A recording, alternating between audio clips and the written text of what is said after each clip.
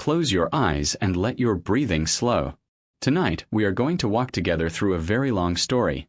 One that begins beside a muddy river in central Italy, thousands of years ago, and ends, many centuries later, with the quiet fading of an empire that once believed it would last forever. There is no need to remember any of it. There is no need to follow every name or every date. You can simply let the words move past you, like water moving past a stone, while your body settles further into the bed beneath you, and the room around you grows softer and further away. This is the story of Rome. Not the Rome of postcards and ruins, though we will see those too in time, but the Rome of ordinary mornings and ordinary evenings, stretched out over more than 1,000 years, in which farmers became soldiers, and soldiers became citizens, and citizens, slowly, built something that would outlast almost everything else built by human hands in the ancient world. We will move through it slowly, the way you might walk through an old city at night, when the streets are empty and the only sound is your own footsteps on the stone, and the old buildings around you seem to hold their history quietly within their walls,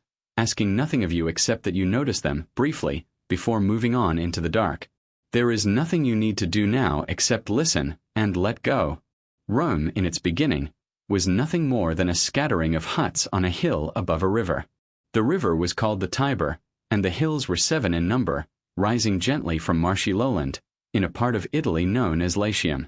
The people who lived there were shepherds and farmers, speaking a language we now call Latin, worshipping gods of field and hearth, and looking out from time to time toward the sea, where ships from Greece and from the Phoenician city of Carthage passed along the coast, carrying goods and stories from other worlds. No one, in those early centuries, could have imagined what this small settlement would become. And that, perhaps, is part of what makes the story worth telling slowly, because it did not happen quickly and it did not happen easily. It happened across generations, through failure as often as through triumph, through long stretches of ordinary time in which nothing seemed to be changing at all, and then, occasionally, through moments that changed everything. We will begin, as the Romans themselves like to begin, with a legend, a story half history and half myth, which the Romans told about their own origins, and which they repeated to their children for as long as Rome itself existed. Let it carry you gently into the deeper past. The story the Romans told about themselves began not in Italy at all, but far away across the sea, in the burning ruins of the city of Troy. According to the old legend, a Trojan prince named Aeneas escaped the fall of his city, carrying his aged father on his back and leading his young son by the hand, and sailed westward across the Mediterranean in search of a new home. His journey was long and filled with hardship. Storms, shipwrecks, the loss of companions, a long and sorrowful stay in the city of Carthage, where he fell in love with its queen, Dido, before duty called him onward toward Italy. In time, Aeneas and his followers reached the shores of Latium, and there, after further trials, his descendants founded a line of kings who ruled a small city called Alba Longa, in the hills not far from where Rome would eventually stand. Many generations later, so the story goes, twin brothers were born into this royal line, named Romulus and Remus. Their great-uncle, fearing they would one day challenge his throne, ordered them drowned in the Tiber River. But the servants entrusted with this task could not bring themselves to complete it, and instead left the infants in a basket at the river's edge, trusting fate to decide their end. The river, swollen with rain, carried the basket gently to rest beneath a fig tree at the foot of the Palatine Hill. There, according to the legend that every Roman child would grow up knowing, a she-wolf found the crying infants and, rather than harming them, nursed them as her own, until a shepherd named Faustulus discovered the boys and raised them alongside his own family. Romulus and Remus grew to manhood as shepherds themselves, strong and respected among the local herdsmen, until circumstances revealed their true royal birth, and they resolved to found a new city of their own, on the very hills where they had been saved. But brothers, even twin brothers raised together, do not always agree, and Romulus and Remus quarreled over exactly where the new city should stand, and which of them should have the honor of naming it and ruling it. The old story says they turned to the flight of birds for an answer, each claiming the gods favored his chosen hill, and that the disagreement, in the end, turned violent, and Remus was killed.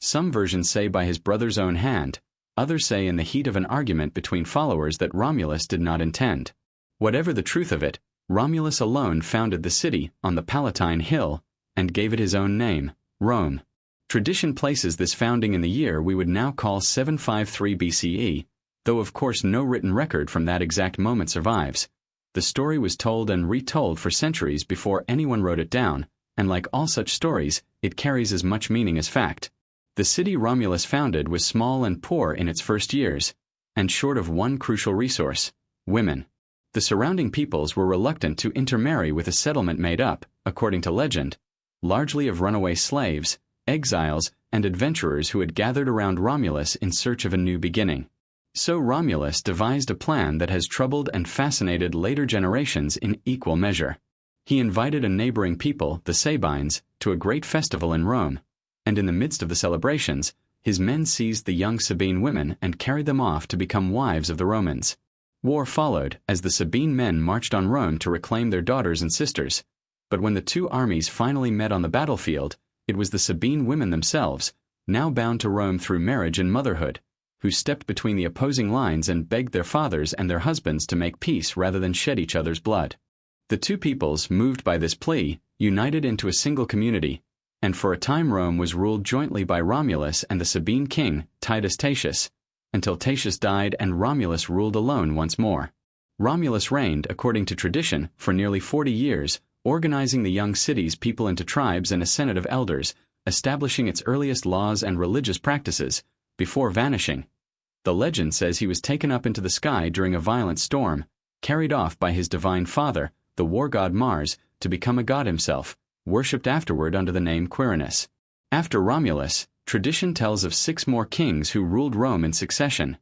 each contributing something lasting to the city's growth. Numa Pompilius, the second king, was said to be a wise and peaceful man, chosen for his piety rather than his skill in war, who spent his long reign establishing Rome's religious calendar, its priesthoods, and its sacred rites, teaching the young city to honor its gods with the same seriousness it would later bring to conquest. Tullus Hostilius, the third king, returned to the path of war, destroying Rome's ancestral city of Alba Longa and absorbing its people into Rome itself, growing the city's population and its ambitions together. Ancus Marcius extended Roman territory to the sea and founded its first port, at Ostia, opening the young city to trade and to the wider Mediterranean world beyond its own hills. The later kings, historians believe, may have been Etruscans, members of a sophisticated civilization that dominated much of central Italy in this era, with advanced skills in engineering, art, and urban planning that Rome absorbed and adapted as its own. Tarquinius Priscus is credited with beginning many of Rome's great public works,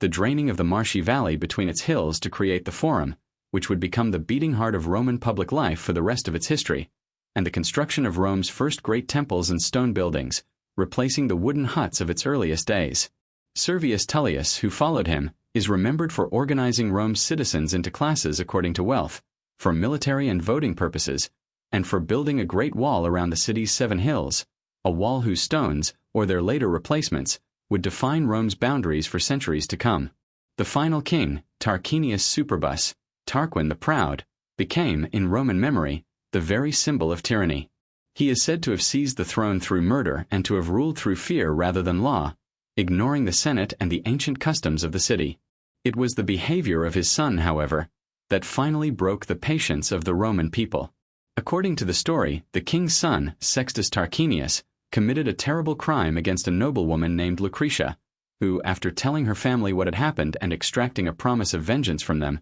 took her own life rather than live with the shame of it. Her death became the spark that ignited a rebellion. Led by a nobleman named Lucius Junius Brutus, the Roman people rose up, drove the royal family from the city, and swore, in a vow that would echo through the rest of Roman history, never again to allow a king to rule over them. The year was traditionally given as 509 BCE. The age of kings was over. The age of the Republic was about to begin. With the kings gone, the Romans faced a question that would occupy them, in one form or another, for the next 500 years.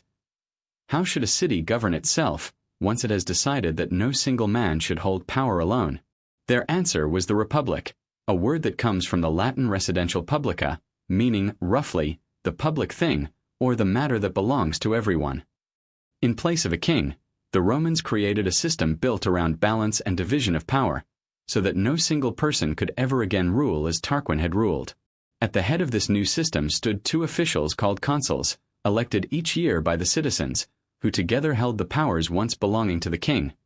command of the army, oversight of the laws, the authority to preside over the Senate. But crucially, there were two of them, not one, and each could veto the actions of the other, and each held office for only a single year before returning to the ranks of ordinary citizens. It was a system designed, above all, to prevent the concentration of power that the Romans had come to fear above almost anything else. Beneath the consuls sat the Senate, a council of several hundred of Rome's most respected men, drawn overwhelmingly from its oldest and wealthiest families, known as the patricians. The Senate did not technically make laws, but its advice carried enormous weight, and in practice it guided nearly every important decision the Republic made, from war and peace to the management of public funds. Below the patricians, in wealth and in status though not in number, stood the plebeians, the common people of Rome, farmers and craftsmen and laborers, who made up the great majority of the citizen body but who found themselves, in the Republic's early decades, almost entirely shut out of political power. This inequality could not last forever, and much of the early history of the Republic is the story of the long, patient struggle between patricians and plebeians, a struggle the Romans themselves called the conflict of the orders. It was not, for the most part, a violent revolution, but something slower and more particularly Roman. A series of strikes, negotiations, and gradual concessions stretched out across more than 2 centuries. Early on, the plebeians discovered their most powerful weapon was simply to withdraw. On several occasions, when their grievances went unanswered, the plebeians of Rome gathered their belongings and walked out of the city altogether, camping on a nearby hill and refusing to return, refusing to work the fields or serve in the army, until the patricians agreed to their demands. This tactic, known as the secession of the plebs, proved remarkably effective, precisely because Rome could not defend itself, nor feed itself, without the labor and the soldiers that the plebeians provided. From these secessions came one of the Republic's most important new institutions, the office of the tribune of the plebs. Tribunes were plebeian officials, elected by the plebeians alone, whose sacred duty was to protect ordinary citizens from the abuses of patrician magistrates. A tribune's person was considered inviolable. To lay hands on one was considered a grave religious offense, and a tribune held the power to veto almost any action taken by a Roman magistrate, simply by speaking the word veto, meaning I forbid. Over time, the tribunes became one of the most powerful checks on patrician authority within the Roman system,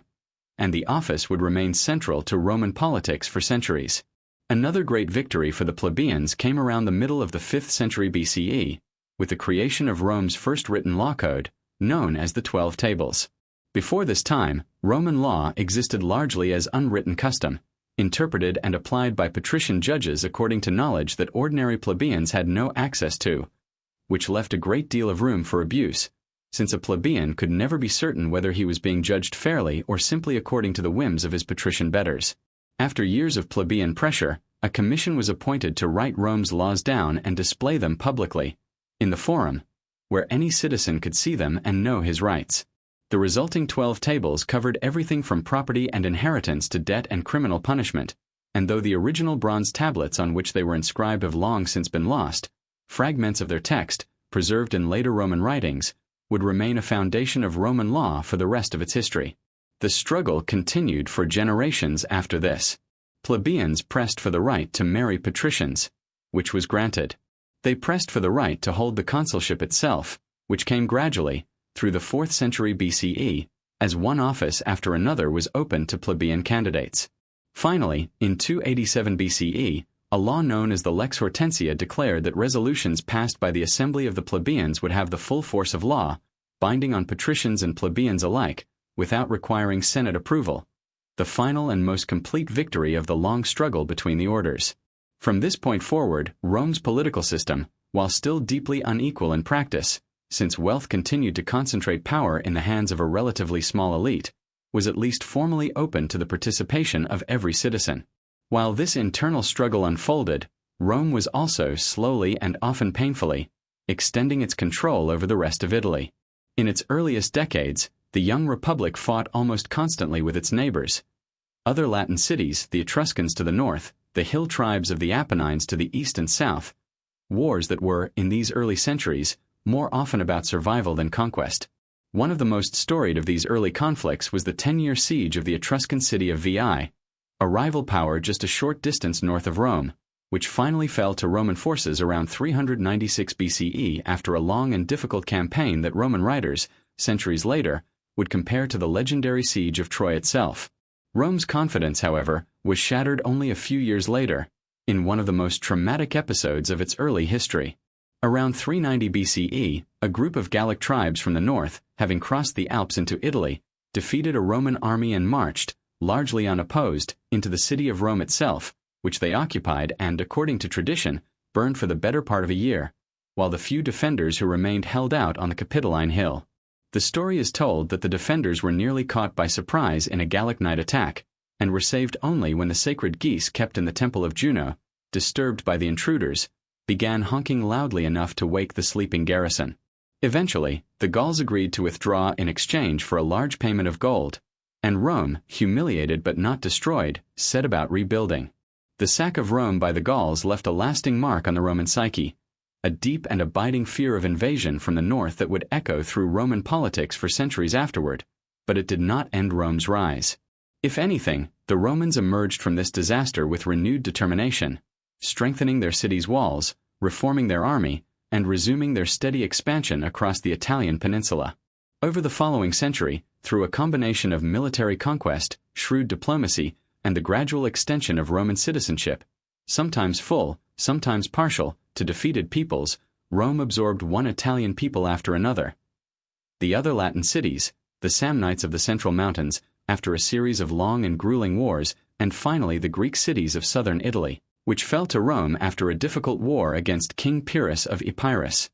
whose costly victories against Roman armies gave the language of phrase still used today, a Pyrrhic victory, meaning won at such cost that it amounts to a defeat. By the early 3rd century BCE, Rome stood as the master of the entire Italian peninsula, a position it had not sought through any single grand design, but had arrived at gradually, war by war, treaty by treaty, over more than 2 centuries of patient, often unglamorous effort. And it was this newly unified Italy, its manpower, its resources, its network of loyal and semi-loyal allied cities, that would give Rome the strength it needed for the far greater and far more dangerous struggle that lay just ahead. Its long and terrible war against the great maritime power of Carthage. Across the sea from Italy, on the coast of North Africa, stood the city of Carthage.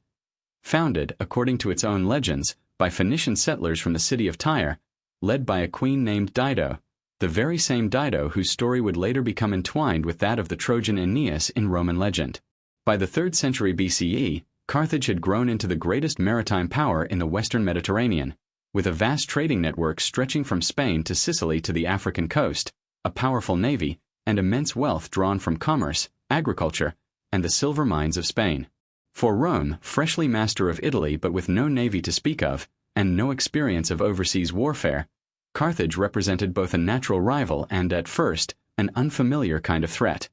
The spark that set the two powers against each other came from the island of Sicily, lying between them, where a group of mercenaries called the Mamertines controlled the city of Messana and appealed, in a moment of crisis, first to Carthage and then to Rome for protection against a common enemy. When both powers responded, and Carthaginian forces occupied the city, the Mamertines turned to Rome for help in expelling them, and the Roman Senate, after considerable debate, agreed to intervene, setting in motion a conflict that would consume the better part of a century and determine, in the end, which civilization would dominate the western Mediterranean for centuries to come. The First Punic War, fought between 264 and 241 BCE, was above all a war of adaptation. Rome, a land power with no meaningful navy, found itself forced to fight a maritime struggle for control of Sicily against the greatest sea power of the age. According to Roman tradition, the Senate ordered the construction of a war fleet after a captured Carthaginian vessel washed ashore, giving Roman engineers a model to copy and improve upon.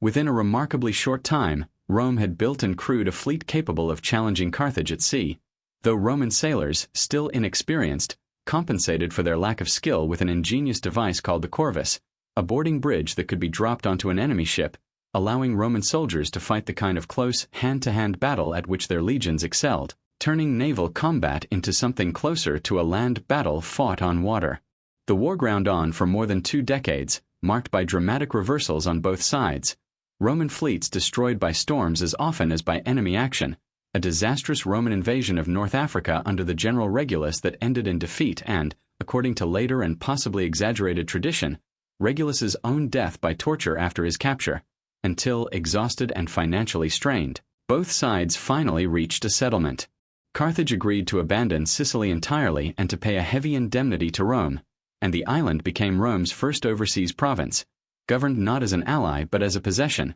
a pattern that would repeat itself many times in the centuries to follow. A few years later, taking advantage of internal unrest within Carthage, Rome seized the islands of Sardinia and Corsica as well, an act that Carthaginian writers and Carthaginian memory would long remember as a bitter and unprovoked injustice. It was out of this bitterness, historians believe, that the seeds of the Second Punic War were sown, and it was in this second war that one of history's most extraordinary military figures emerged.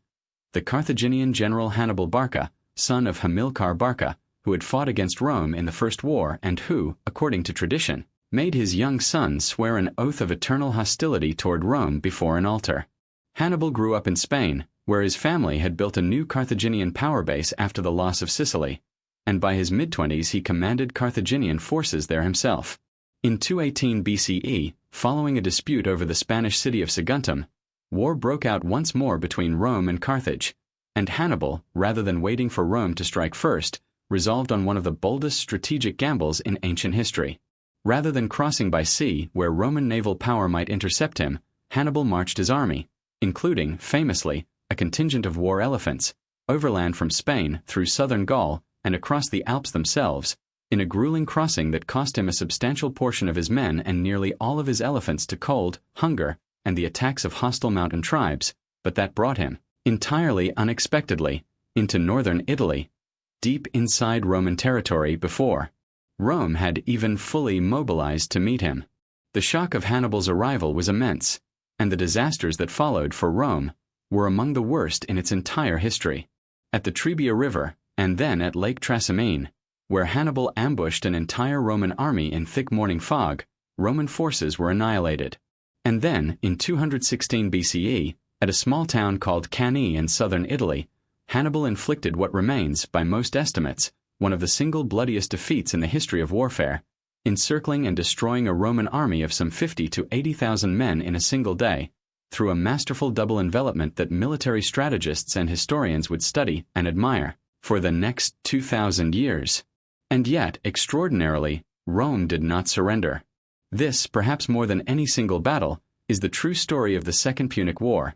the sheer stubborn resilience of a Roman system that could absorb catastrophic losses of men and material again and again, and simply refuse to negotiate, refuse to accept defeat, and continue raising new armies from its deep reserves of Italian manpower. Rather than meeting Hannibal in another set-piece battle he might win, Roman commanders, most notably Quintus Fabius Maximus, adopted a strategy of delay and attrition, shadowing Hannibal's army across Italy, harassing his supply lines, but refusing decisive battle, a strategy so associated with Fabius that Fabian has ever since described any cautious, delaying approach to conflict. Hannibal, for all his brilliance, found himself trapped in a strange paradox, undefeated in battle, wandering Italy for over a decade, waiting in vain for the Italian allies of Rome to abandon her and join his cause, a hope that only partially materialized, and never on the scale he needed to force a final Roman collapse. While Hannibal remained stranded in Italy, Rome carried the war elsewhere, and it was here that a young Roman general named Publius Cornelius Scipio began to make his mark. Scipio drove Carthaginian forces out of Spain entirely, depriving Hannibal of reinforcement and supply, and then, in a bold move that echoed Hannibal's own audacity, carried the war directly to North Africa, invading Carthaginian territory itself and forcing the Carthaginian government, in desperation, to recall Hannibal from Italy to defend his home city. The two greatest generals of their age finally met in battle in 202 BCE, near the town of Zama, not far from Carthage itself, and there, with the help of Numidian cavalry that had defected from Carthage to Rome, Scipio inflicted on Hannibal the only major defeat of his long career, ending the war and earning Scipio the honorific title Africanus for the rest of his life. The peace terms imposed on Carthage were severe: the loss of Spain, a massive war indemnity paid over 50 years, the surrender of its war fleet, and a requirement that Carthage seek Roman permission before waging war even in self-defense. Carthage survived, reduced but not destroyed, as a trading city once more. But Rome, having twice fought and twice defeated its great rival, now stood as the unquestioned dominant power of the Western Mediterranean, its confidence, and its appetite for expansion, growing with every passing decade. It would take one final war, decades later, to bring the long rivalry to its bitter conclusion. By the middle of the 2nd century BCE, Carthage had rebuilt itself as a prosperous trading city, though stripped of its former military power, and this very prosperity, historians believe, stirred fear and resentment among certain Roman senators, most famously Cato the Elder, who is said to have ended every speech he gave in the Senate, on whatever subject, with the same ominous phrase: "Carthage must be destroyed." In 149 BCE, on a pretext, Rome declared war a third time, and after a brutal 3-year siege, Roman forces under Scipio Aemilianus, the adopted grandson of Scipio Africanus, finally breached Carthage's walls in 146 BCE. What followed was one of the most complete destructions in ancient history. The city was burned, its population killed or enslaved, and its remaining structures leveled, its territory annexed as a new Roman province called Africa. The great rival that had once threatened Rome's very survival was, after more than a century of intermittent war, erased from the map entirely. Victory, it turned out, brought its own dangers. The destruction of Carthage and Rome's steady conquest of the Greek East across the same period. The kingdoms of Macedon and the Seleucid Empire were defeated and reduced to Roman clients or provinces across the same decades, transformed Rome from a regional Italian power into the master of the entire Mediterranean world. But this transformation placed enormous strain on the Republic's political institutions, which had been designed, centuries earlier, to govern a modest city-state, not a sprawling empire stretching from Spain to Syria. The wealth of conquest flowed disproportionately toward Rome's senatorial elite, who used the profits of war and provincial governorship to buy up vast agricultural estates, called latifundia, worked increasingly by slaves captured in Rome's many wars, while the small farmers who had once formed the backbone of the Roman legions found themselves squeezed off their land, unable to compete with slave-worked estates and drifting, in increasing numbers, into the city of Rome itself, forming a growing class of landless, often unemployed urban poor. It was into this widening inequality that two brothers, Tiberius and Gaius Gracchus, stepped in the final decades of the 2nd century BCE, attempting reforms that would ultimately cost both of them their lives and set in motion a century of political violence from which the Republic would never fully recover. Tiberius Gracchus, elected tribune of the plebs in 133 BCE, proposed a law to redistribute public land technically owned by the Roman state but long occupied, often illegally by wealthy senators, to landless citizens, in an effort to restore the class of small farmers on which Rome's army had traditionally depended. The proposal, though modest by later standards, provoked fierce resistance from the senatorial elite, who saw in it a direct threat to their wealth and their power. When Tiberius, breaking with tradition, sought a second term as tribune to protect his reform from repeal, a mob of senators and their supporters, in an act of political violence unprecedented in Roman memory, beat him and several hundred of his followers to death in the streets of Rome. A decade later, his younger brother Gaius Gracchus took up a broader and more ambitious program of reform as tribune, addressing not only land redistribution but the price of grain for the urban poor, the organization of the courts, and the political rights of Rome's Italian allies, who had fought and bled for Rome for generations without receiving the citizenship many felt they had earned. Gaius, too, met a violent end. Hunted down after his political opponents mobilized against him, he ordered a loyal slave to kill him rather than allow himself to be captured, and hundreds of his supporters were subsequently executed without trial. The deaths of the Gracchi brothers marked, in the eyes of many later Roman writers, the true beginning of the Republic's long decline, the moment when political disputes in Rome first began to be settled not through law and debate, but through violence in the streets. The instability of the following decades gave rise to a new and dangerous phenomenon in Roman politics: the rise of powerful individual generals whose armies owed loyalty less to the Roman state than to the commanders who paid and rewarded them personally. This shift began with Gaius Marius, a talented general of relatively humble origin who rose to unprecedented prominence through a series of military crises. First a difficult war against the Numidian king Jugurtha in North Africa, and then a desperate defense of Italy itself against invading Germanic tribes, the Cimbri and Teutons, who threatened, for a time, to repeat the trauma of the Gallic sack centuries earlier. To fill the ranks of his armies, Marius opened military service to the landless poor for the first time, men who had no property and therefore, under the old system, no stake in the Republic's wars, but who found, in a long military career under a successful general, both a livelihood and, crucially, the promise of land and rewards upon retirement, rewards that depended entirely on their commander's political success rather than the Roman state itself. Marius's reforms modernized and strengthened the Roman army, but they also planted the seed of a new kind of politics, in which armies became personal instruments of ambitious men rather than servants of the Republic as a whole. This new dynamic reached its first great crisis in the bitter rivalry between Marius and another general, Lucius Cornelius Sulla, which erupted into outright civil war in the late 80s BCE, the first time in Roman history that a Roman general marched his own army against Rome itself, setting a precedent whose consequences would echo for the rest of the Republic's existence. Sulla, having seized power by force, had himself appointed dictator, an old Roman office intended for genuine emergencies, traditionally limited to 6 months, but which Sulla held indefinitely, using it to purge his political enemies through brutal proscriptions, in which the names of thousands of Romans were posted publicly, marking them for legal execution and the confiscation of their property, while rewarding those who killed them. Sulla used his dictatorial power to attempt a restoration of senatorial authority, strengthening the Senate's control over the courts and the magistracies,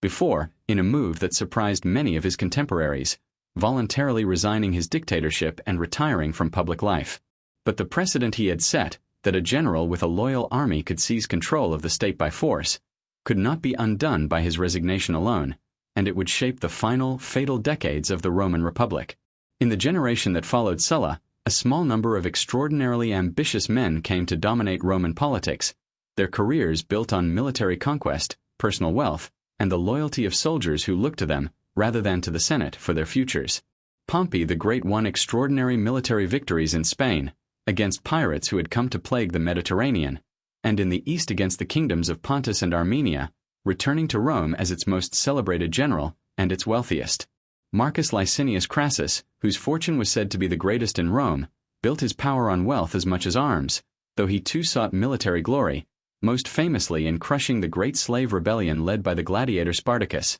a rebellion that had, for a time, defeated several Roman armies and threatened the Italian countryside itself before its final suppression in 71 BCE. And a third figure, still relatively young but rising quickly, born into an old but not especially wealthy patrician family, was beginning to make his own name known in Roman politics, a man named Gaius Julius Caesar. Julius Caesar entered Roman politics through the traditional path, holding a succession of offices, cultivating popular support through generous public games and building relationships across the Roman political world.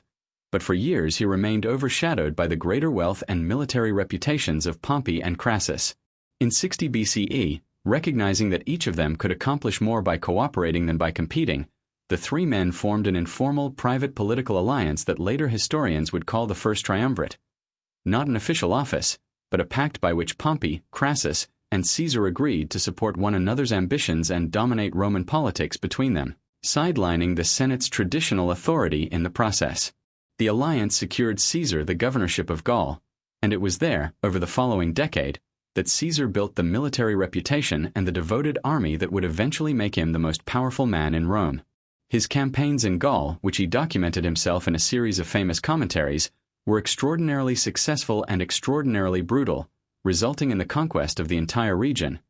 modern France and Belgium, and parts of Germany and Switzerland, along with, by some ancient estimates, the deaths or enslavement of well over 1 million people. Caesar crossed the Rhine into Germany and the sea into Britain, expeditions that brought him further glory in Rome even when their immediate military results were modest, and by the end of the Gallic Wars, following his hard-fought suppression of a great pan-Gallic revolt led by the chieftain Vercingetorix at the siege of Alesia, Caesar commanded an army of battle-hardened legions personally loyal to him, along with a fortune in Gallic plunder and a popularity among the Roman people that rivaled and increasingly threatened that of Pompey himself. The triumvirate could not survive the death of Crassus, killed along with much of his army in a disastrous campaign against the Parthian Empire in 53 BCE, which removed the figure who had, in some ways, balanced the ambitions of the other two. Without Crassus, Pompey and Caesar drifted steadily toward confrontation, as the Senate, increasingly alarmed by Caesar's growing power, aligned itself with Pompey and demanded that Caesar disband his army and return to Rome as a private citizen, stripped of the legal protections his command provided him. Protections he believed, with good reason, he would need to avoid prosecution and ruin at the hands of his political enemies. Caesar refused, and in January of 49 BCE, he led a single legion across the Rubicon River, the boundary that legally separated his province from Italy itself, an act that Roman law considered an act of war against the Republic. His famous words on the occasion, "The die is cast," have echoed through history ever since as shorthand for any irreversible decision, though we cannot be certain of the exact words he actually spoke that night. The civil war that followed was fought across the length and breadth of the Roman world, from Spain to Greece to Egypt to North Africa, and it ended, decisively, in Caesar's favor. Pompey, unable to match Caesar's battle-hardened legions with the hastily assembled forces available to him in Italy, withdrew to Greece, where the two men's armies finally met in 48 BCE at the Battle of Pharsalus. Caesar, though outnumbered, won a crushing victory, and Pompey fled to Egypt, hoping for refuge, only to be murdered on the orders of the Egyptian court almost as soon as he stepped ashore, in the hope of currying favor with the victorious Caesar, who arrived shortly afterward and, according to Roman tradition, wept at the sight of his former ally's severed head. While in Egypt, Caesar became entangled in a local succession dispute and in a relationship with the young Queen Cleopatra VII,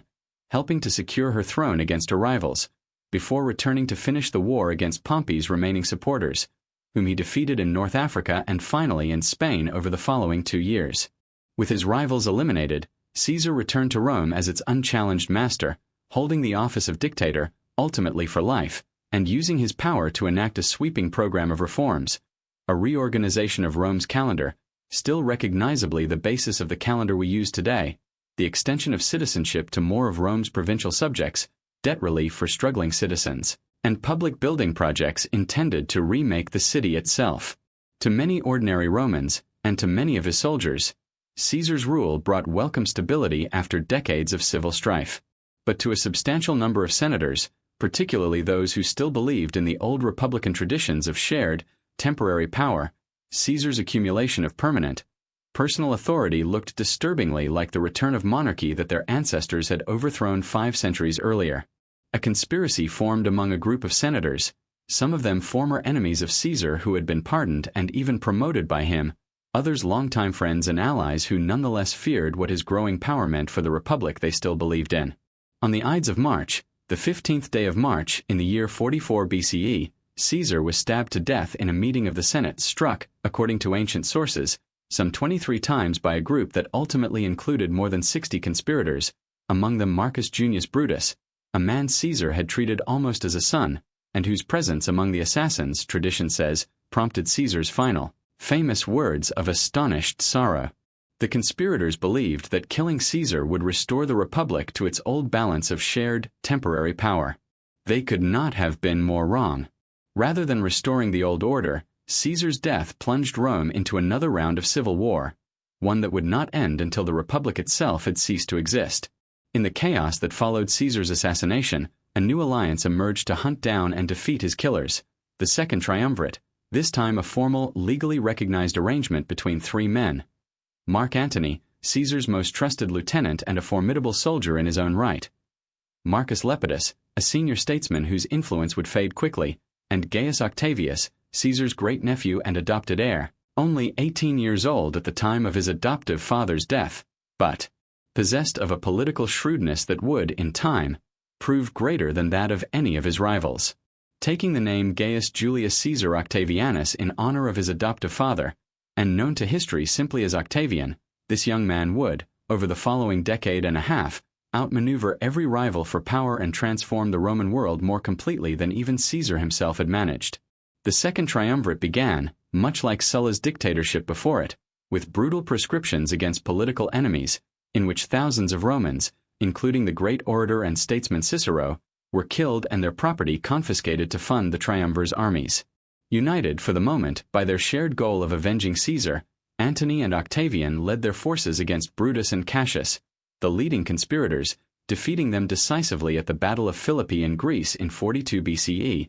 after which both men took their own lives rather than face capture. With Caesar's killers dead and Lepidus gradually sidelined, real power in the Roman world settled into an uneasy division between Antony, who took command of Rome's wealthy eastern provinces, and Octavian, who controlled Rome and the West. It was in the East that Antony's fate became entangled, as Caesar's had been before him, with Cleopatra of Egypt, with whom he began a relationship, and eventually a political and military partnership that Octavian, back in Rome, worked tirelessly to portray as a betrayal of Roman values. A Roman general seduced by an Eastern queen, abandoning his Roman wife, who happened, in a detail that gave Octavian's propaganda particular sharpness, to be Octavian's own sister. Whether or not the reality matched the propaganda, the political effect was powerful, and by 32 BCE, open war had broken out between Octavian and the combined forces of Antony and Cleopatra. The decisive moment came at sea, off the western coast of Greece,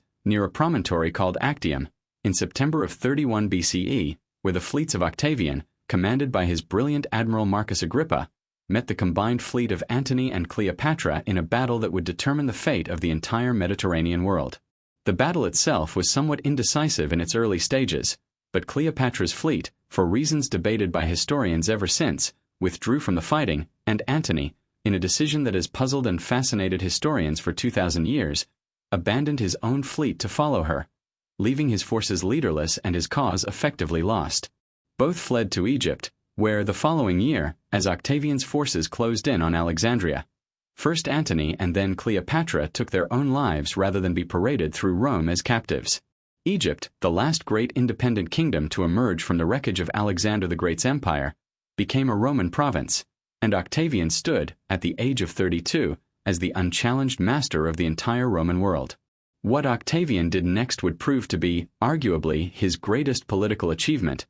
greater in its way than any of his military victories. Rather than declaring himself king or dictator, titles that still carried, for many Romans, the taint of Caesar's fate and the memory of the tyranny their ancestors had overthrown, Octavian orchestrated a careful, gradual transfer of power that preserved the outward forms of the Republic. The Senate continued to meet, consuls continued to be elected, ancient offices continued to bear their ancient names, while quietly concentrating all real authority in his own hands. In 27 BCE, in a carefully staged act of political theater,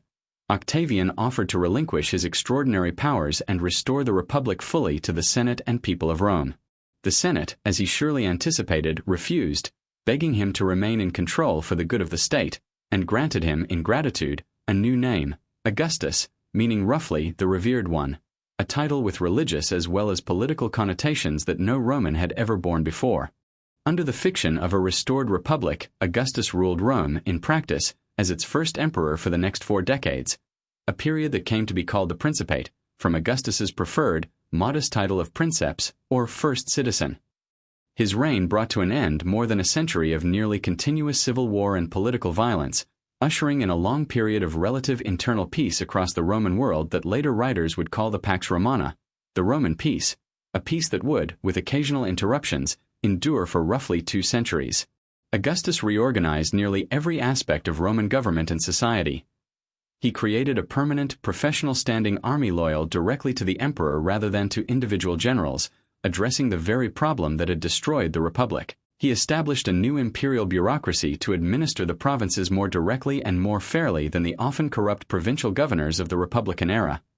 He undertook vast public building projects, famously boasting that he had found Rome a city of brick and left it a city of marble. And he promoted, through both law and propaganda, a return to traditional Roman moral and religious values, even as the political system he presided over was, in truth, something entirely new. Augustus died in the year 14 CE, having ruled, in one capacity or another, for over 5 decades, an extraordinarily long reign by any ancient standard, and having successfully arranged for his stepson Tiberius to succeed him, establishing, alongside all his other achievements, the principle of hereditary succession that would define the Roman imperial system, in various forms and various families, for the remainder of its long history. The republic that had governed Rome for nearly 500 years was gone, replaced by an empire that would endure, in the West, for another 4.5 centuries, and in the East, for nearly 1,500 years more. The dynasty Augustus founded is known to historians as the Julio-Claudian dynasty,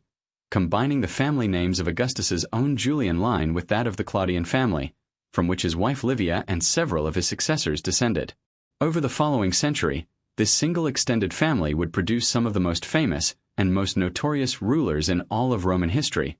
their reigns illustrating both the remarkable stability that the new imperial system could provide and the profound dangers of concentrating absolute power in the hands of a single hereditary line. whatever the personal qualities of the individual who happened to inherit it. Tiberius, who succeeded Augustus in 14 CE, was already in his mid-50s when he came to power, an experienced general and administrator who had spent years in his stepfather's service, though never entirely trusted or loved by Augustus, who had considered other, younger heirs before their deaths left Tiberius as the only viable candidate. Tiberius proved, on the whole, a competent if joyless administrator, maintaining the stability and the institutions Augustus had built, though his reign grew steadily darker in its later years, marked by treason trials, executions, and a long reclusive retirement to the island of Capri, from which he continued to rule through correspondence while his Praetorian prefect, Sejanus, accumulated dangerous power in Rome itself, before falling from favor and being executed along with many of his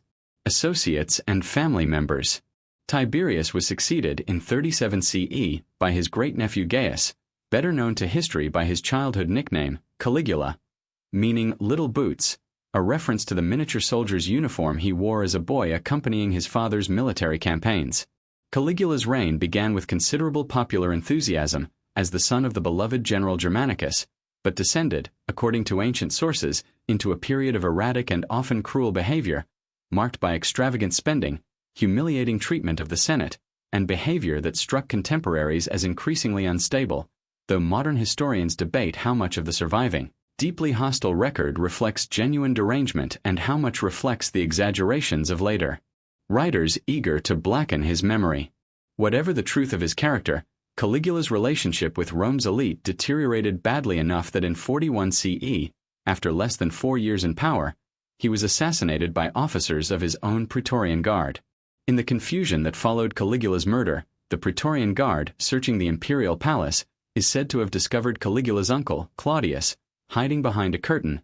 terrified for his own life, and rather than killing him, the soldiers, recognizing an opportunity to secure their own position by installing an emperor who would owe them his throne, proclaimed him emperor on the spot, presenting the Senate with a decision already made. Claudius, who had been dismissed by much of his family throughout his life on account of a physical disability and a stammer that led many to underestimate his intelligence, proved, once in power, to be a surprisingly capable administrator, expanding the empire's territory, most notably through the conquest of much of Britain beginning in 43 CE, reforming the imperial bureaucracy, and undertaking significant public infrastructure projects, including improvements to Rome's harbor at Ostia that would benefit the city's grain supply for generations. Claudius's reign ended according to persistent ancient rumor when his fourth wife, Agrippina the Younger, poisoned him with a dish of mushrooms in order to secure the throne for her own son from a previous marriage, a teenage boy who would become, under the name Nero, perhaps the most infamous of all Roman emperors. Nero's early reign, guided by capable advisors including the philosopher Seneca, was relatively well regarded, but as he grew older and more confident in his own authority, his rule grew increasingly erratic and self-indulgent, marked by extravagant artistic ambitions that Roman aristocratic tradition considered beneath the dignity of an emperor, the murder of his own mother after she attempted to maintain control over his rule, and most famously, the Great Fire of Rome in the year 64 CE, which destroyed much of the city and which persistent rumor, whether fairly or not, associated with Nero himself, along with the tradition, almost certainly false in its details, that he played music while the city burned. In the fire's aftermath, Nero directed blame toward Rome's small Christian community, subjecting them to brutal persecution, while also seizing the opportunity to rebuild large portions of the city, including a vast and extravagant new palace complex for himself known as the Golden House. His increasingly autocratic and erratic behavior alienated the Senate, the military, and eventually even the Praetorian Guard, and in 68 CE, facing rebellion from provincial governors and the withdrawal of support from Rome's own institutions, Nero fled the city and, with the help of a loyal secretary, took his own life, reportedly lamenting in his final moments, "What an artist dies in me." His death, without a clear heir, ended the Julio-Claudian dynasty and plunged Rome into a brief but bloody civil war, remembered as the year of the four emperors in 69 CE, as four different generals, backed by different provincial armies, claimed the throne in rapid succession before the last of them, Vespasian, a capable general who had been leading Roman forces against a major Jewish revolt in Judea, finally secured the throne and founded a new imperial dynasty of his own.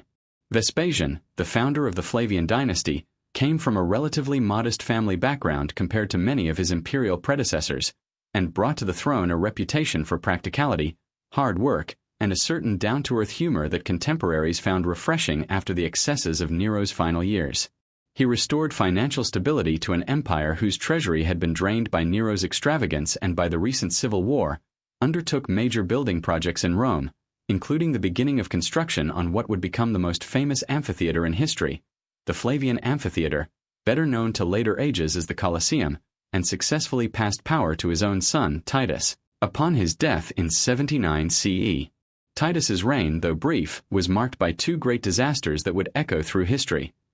The eruption of Mount Vesuvius in 79 CE, which buried the Roman towns of Pompeii and Herculaneum under volcanic ash and pumice, preserving them unintentionally in extraordinary detail for archaeologists nearly 2,000 years later, and a great fire that once again devastated large parts of Rome itself the following year. Titus responded to both disasters with active relief efforts that earned him considerable popular affection, and he completed and formally opened the Colosseum that his father had begun, before his own unexpectedly early death in 81 CE brought his younger brother, Domitian, to the throne. Domitian proved a capable administrator and military commander, strengthening Rome's frontier defenses along the Rhine and Danube, but his increasingly autocratic style of rule and his open contempt for the Senate's traditional privileges made him deeply unpopular among Rome's aristocratic elite, and in 96 CE he was assassinated in a palace conspiracy, bringing the Flavian dynasty to an end after only 3 emperors. What followed is remembered by Roman historians both ancient and modern as one of the most remarkable periods in the empire's entire history. The age of the so-called 5 good emperors, a run of 5 successive rulers, Nerva, Trajan, Hadrian, Antoninus Pius, and Marcus Aurelius, who governed the Roman world across nearly a century, from 96 to 180 CE. Through a system of adoption rather than direct hereditary succession, each emperor choosing and grooming a capable, unrelated successor, rather than passing power automatically to a biological son, a practice that later writers, including the philosopher and historian Edward Gibbon many centuries afterward, would credit with producing an unusually stable and competent sequence of rulers, and with this period of the empire's history representing, in Gibbon's famous phrase, the time when the human race was most happy and prosperous. Nerva, an elderly senator chosen to restore stability after Domitian's assassination, reigned only briefly, but his adoption of the general Trajan as his successor set the pattern that would define the century to follow. Trajan, who came to power in 98 CE, presided over the greatest territorial expansion in Roman history, conquering the kingdom of Dacia, north of the Danube, whose gold mines brought immense new wealth into the imperial treasury, and campaigning successfully for a time against the Parthian Empire in the east, briefly extending Roman control as far as the Persian Gulf before logistical realities forced a retreat. Trajan was remembered by later Romans as something close to an ideal emperor, combining military success with genuine care for the welfare of ordinary citizens, funding public assistance programs for poor children across Italy and undertaking major public building projects that still bear his name. Hadrian, who succeeded Trajan in 117 CE, took a markedly different approach, abandoning some of Trajan's more overextended eastern conquests in favor of consolidating and defending the empire's existing borders, a policy perhaps best symbolized by the Great Wall he ordered built across the north of Britain, still known today as Hadrian's Wall, marking the northernmost limit of direct Roman control on that island. Hadrian was an unusually cultured emperor, deeply interested in Greek philosophy, architecture, and the arts, who traveled more extensively across the empire's provinces than perhaps any emperor before or after him, personally inspecting frontier defenses and provincial administration from Britain to Egypt to Judea, where his policies would eventually provoke a major and bloody Jewish revolt late in his reign. Antoninus Pius, who followed Hadrian in 138 CE, presided over what may have been the most peaceful and least eventful reign of any Roman emperor, a fact that ancient historians, perhaps surprisingly, considered high praise rather than criticism, since the absence of major wars, rebellions, and crises across more than 2 decades of rule reflected, in their view, exactly the kind of stable, competent governance the empire most needed. Little dramatic can be said of Antoninus's reign, and that, in the calm and steady spirit of this story we are telling tonight, is perhaps its own kind of quiet achievement. The last of the 5 good emperors, Marcus Aurelius, who came to power in 161 CE, is remembered today as much for his personal writings as for his rule. his private philosophical journal, known to later readers as the Meditations, offering a uniquely intimate window into the mind of a Roman emperor grappling with the burdens of power, the nature of duty, and the philosophy of Stoicism that guided his thinking. Yet Marcus Aurelius's reign was, in practice, dominated by nearly constant warfare, as Germanic tribes pressed increasingly hard against the empire's northern frontiers along the Danube, and a devastating plague, likely smallpox, brought back by soldiers returning from campaigns in the east, swept through the empire's population, killing perhaps millions across the following decades and weakening the economic and military foundations on which Roman power rested. Marcus Aurelius died in 180 CE, still campaigning against Germanic tribes on the northern frontier, and in a decision that later historians have often treated as the great tragic error of an otherwise wise reign, broke with the adoptive tradition of his four predecessors and passed power to his own biological son, Commodus, a young man whose erratic and self-indulgent rule, more reminiscent of Nero or Caligula than of his father's careful stewardship, is often taken by historians as marking the symbolic end of Rome's long golden age, and the beginning of a far more troubled chapter in its history. Commodus's reign, which lasted until his assassination in 192 CE, was followed by another brief and bloody period of civil war, from which a new dynasty emerged, founded by the North African general Septimius Severus, who strengthened the army's role in imperial politics even further and famously advised his sons, on his deathbed, to enrich the soldiers and scorn all other men. Advice that his son and successor Caracalla took very much to heart, ruling through a combination of generous military pay increases and increasingly heavy taxation to fund them. Before his own assassination in 217 CE, the Severan dynasty limped on for a few years more, through a series of young and often ineffective emperors heavily influenced by powerful female relatives, before ending in 235 CE with the murder of the teenage Emperor Severus Alexander by his own troops, an event that opened the door to what historians now call the crisis of the 3rd century, one of the most turbulent and dangerous periods in the entire history of the Roman Empire. Across the roughly 50 years that followed, between 235 and 284 CE, the Roman Empire came closer to complete collapse than at almost any other point in its history. More than 20 different men claimed the imperial throne across this period, the great majority of them military commanders raised to power by their own troops and killed, in turn, by rival soldiers or rival generals within a few years, or even a few months, of taking power, a pattern of constant, violent turnover that historians call the era of the soldier emperors. At the same time, the empire's frontiers came under sustained pressure as never before. New and more organized Germanic confederations, the Goths, the Alemanni, and the Franks among them, pressed across the Rhine and Danube frontiers with increasing frequency, while in the east, a newly resurgent Persian power, the Sasanian Empire, which had overthrown the older Parthian dynasty, proved a far more dangerous and aggressive rival than Parthia had ever been, at one point even capturing a Roman emperor, Valerian, in battle in 260 CE, the only Roman emperor in the empire's history to suffer such a fate, and reportedly kept as a humiliated prisoner by the Persian king for the remainder of his life. The empire's internal cohesion frayed dangerously during this period as well. For a time, the empire effectively split into 3 separate, competing states: a breakaway Gallic empire in the west, encompassing Gaul, Britain, and Spain, ruled by its own separate line of emperors; the core Roman territories in Italy and around the Mediterranean, still nominally the Central Empire; and in the east, the remarkable Palmyrene Empire, centered on the wealthy caravan city of Palmyra in the Syrian desert, which briefly expanded under the leadership of its famous queen, Zenobia, to control Egypt and much of Roman Asia Minor before being defeated and reincorporated into the Central Empire by the Emperor Aurelian in the early 270s CE. It was Aurelian, in fact, ruling from 270 to 275 CE, who did more than perhaps any other single emperor to pull the empire back from the brink of total disintegration, reconquering both the breakaway Gallic Empire in the west and the Palmyrene territories in the east, reuniting the Roman world under a single ruler once more, earning himself the title, Restorer of the World. Though even Aurelian could not escape the violent pattern of the age, and he too was assassinated by his own officers, before his reforms could be fully secured. The economic damage of this long crisis was severe and lasting. Currency was repeatedly debased to pay for endless military campaigns, leading to serious inflation. Trade routes were disrupted by war and instability, and many of the empire's cities, no longer able to rely on the internal peace that had characterized the earlier Pax Romana, found themselves building defensive walls for the first time in centuries, a physical testament to how much the sense of Roman security had eroded.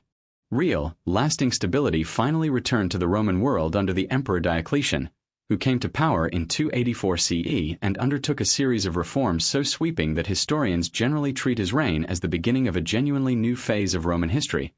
often called the Dominate, in contrast to the earlier Principate established by Augustus. Diocletian recognized that a single emperor, based in Rome or anywhere else, could no longer effectively govern or defend the empire's vast and threatened frontiers alone, and in 293 CE he established a system known as the Tetrarchy, or Rule of Four, dividing the empire into 4 administrative regions, each governed by its own senior or junior emperor, working in coordinated cooperation, with Diocletian himself remaining the senior figure among them. He also undertook a fundamental reorganization of the empire's provinces, doubling their number to make each more manageable, restructured the tax system to provide more reliable revenue for the army, and attempted, with limited success, to control the rampant inflation of recent decades through an empire-wide edict fixing maximum prices for goods and services. Diocletian is remembered as well for one of the most severe and systematic persecutions of Christians in the empire's history,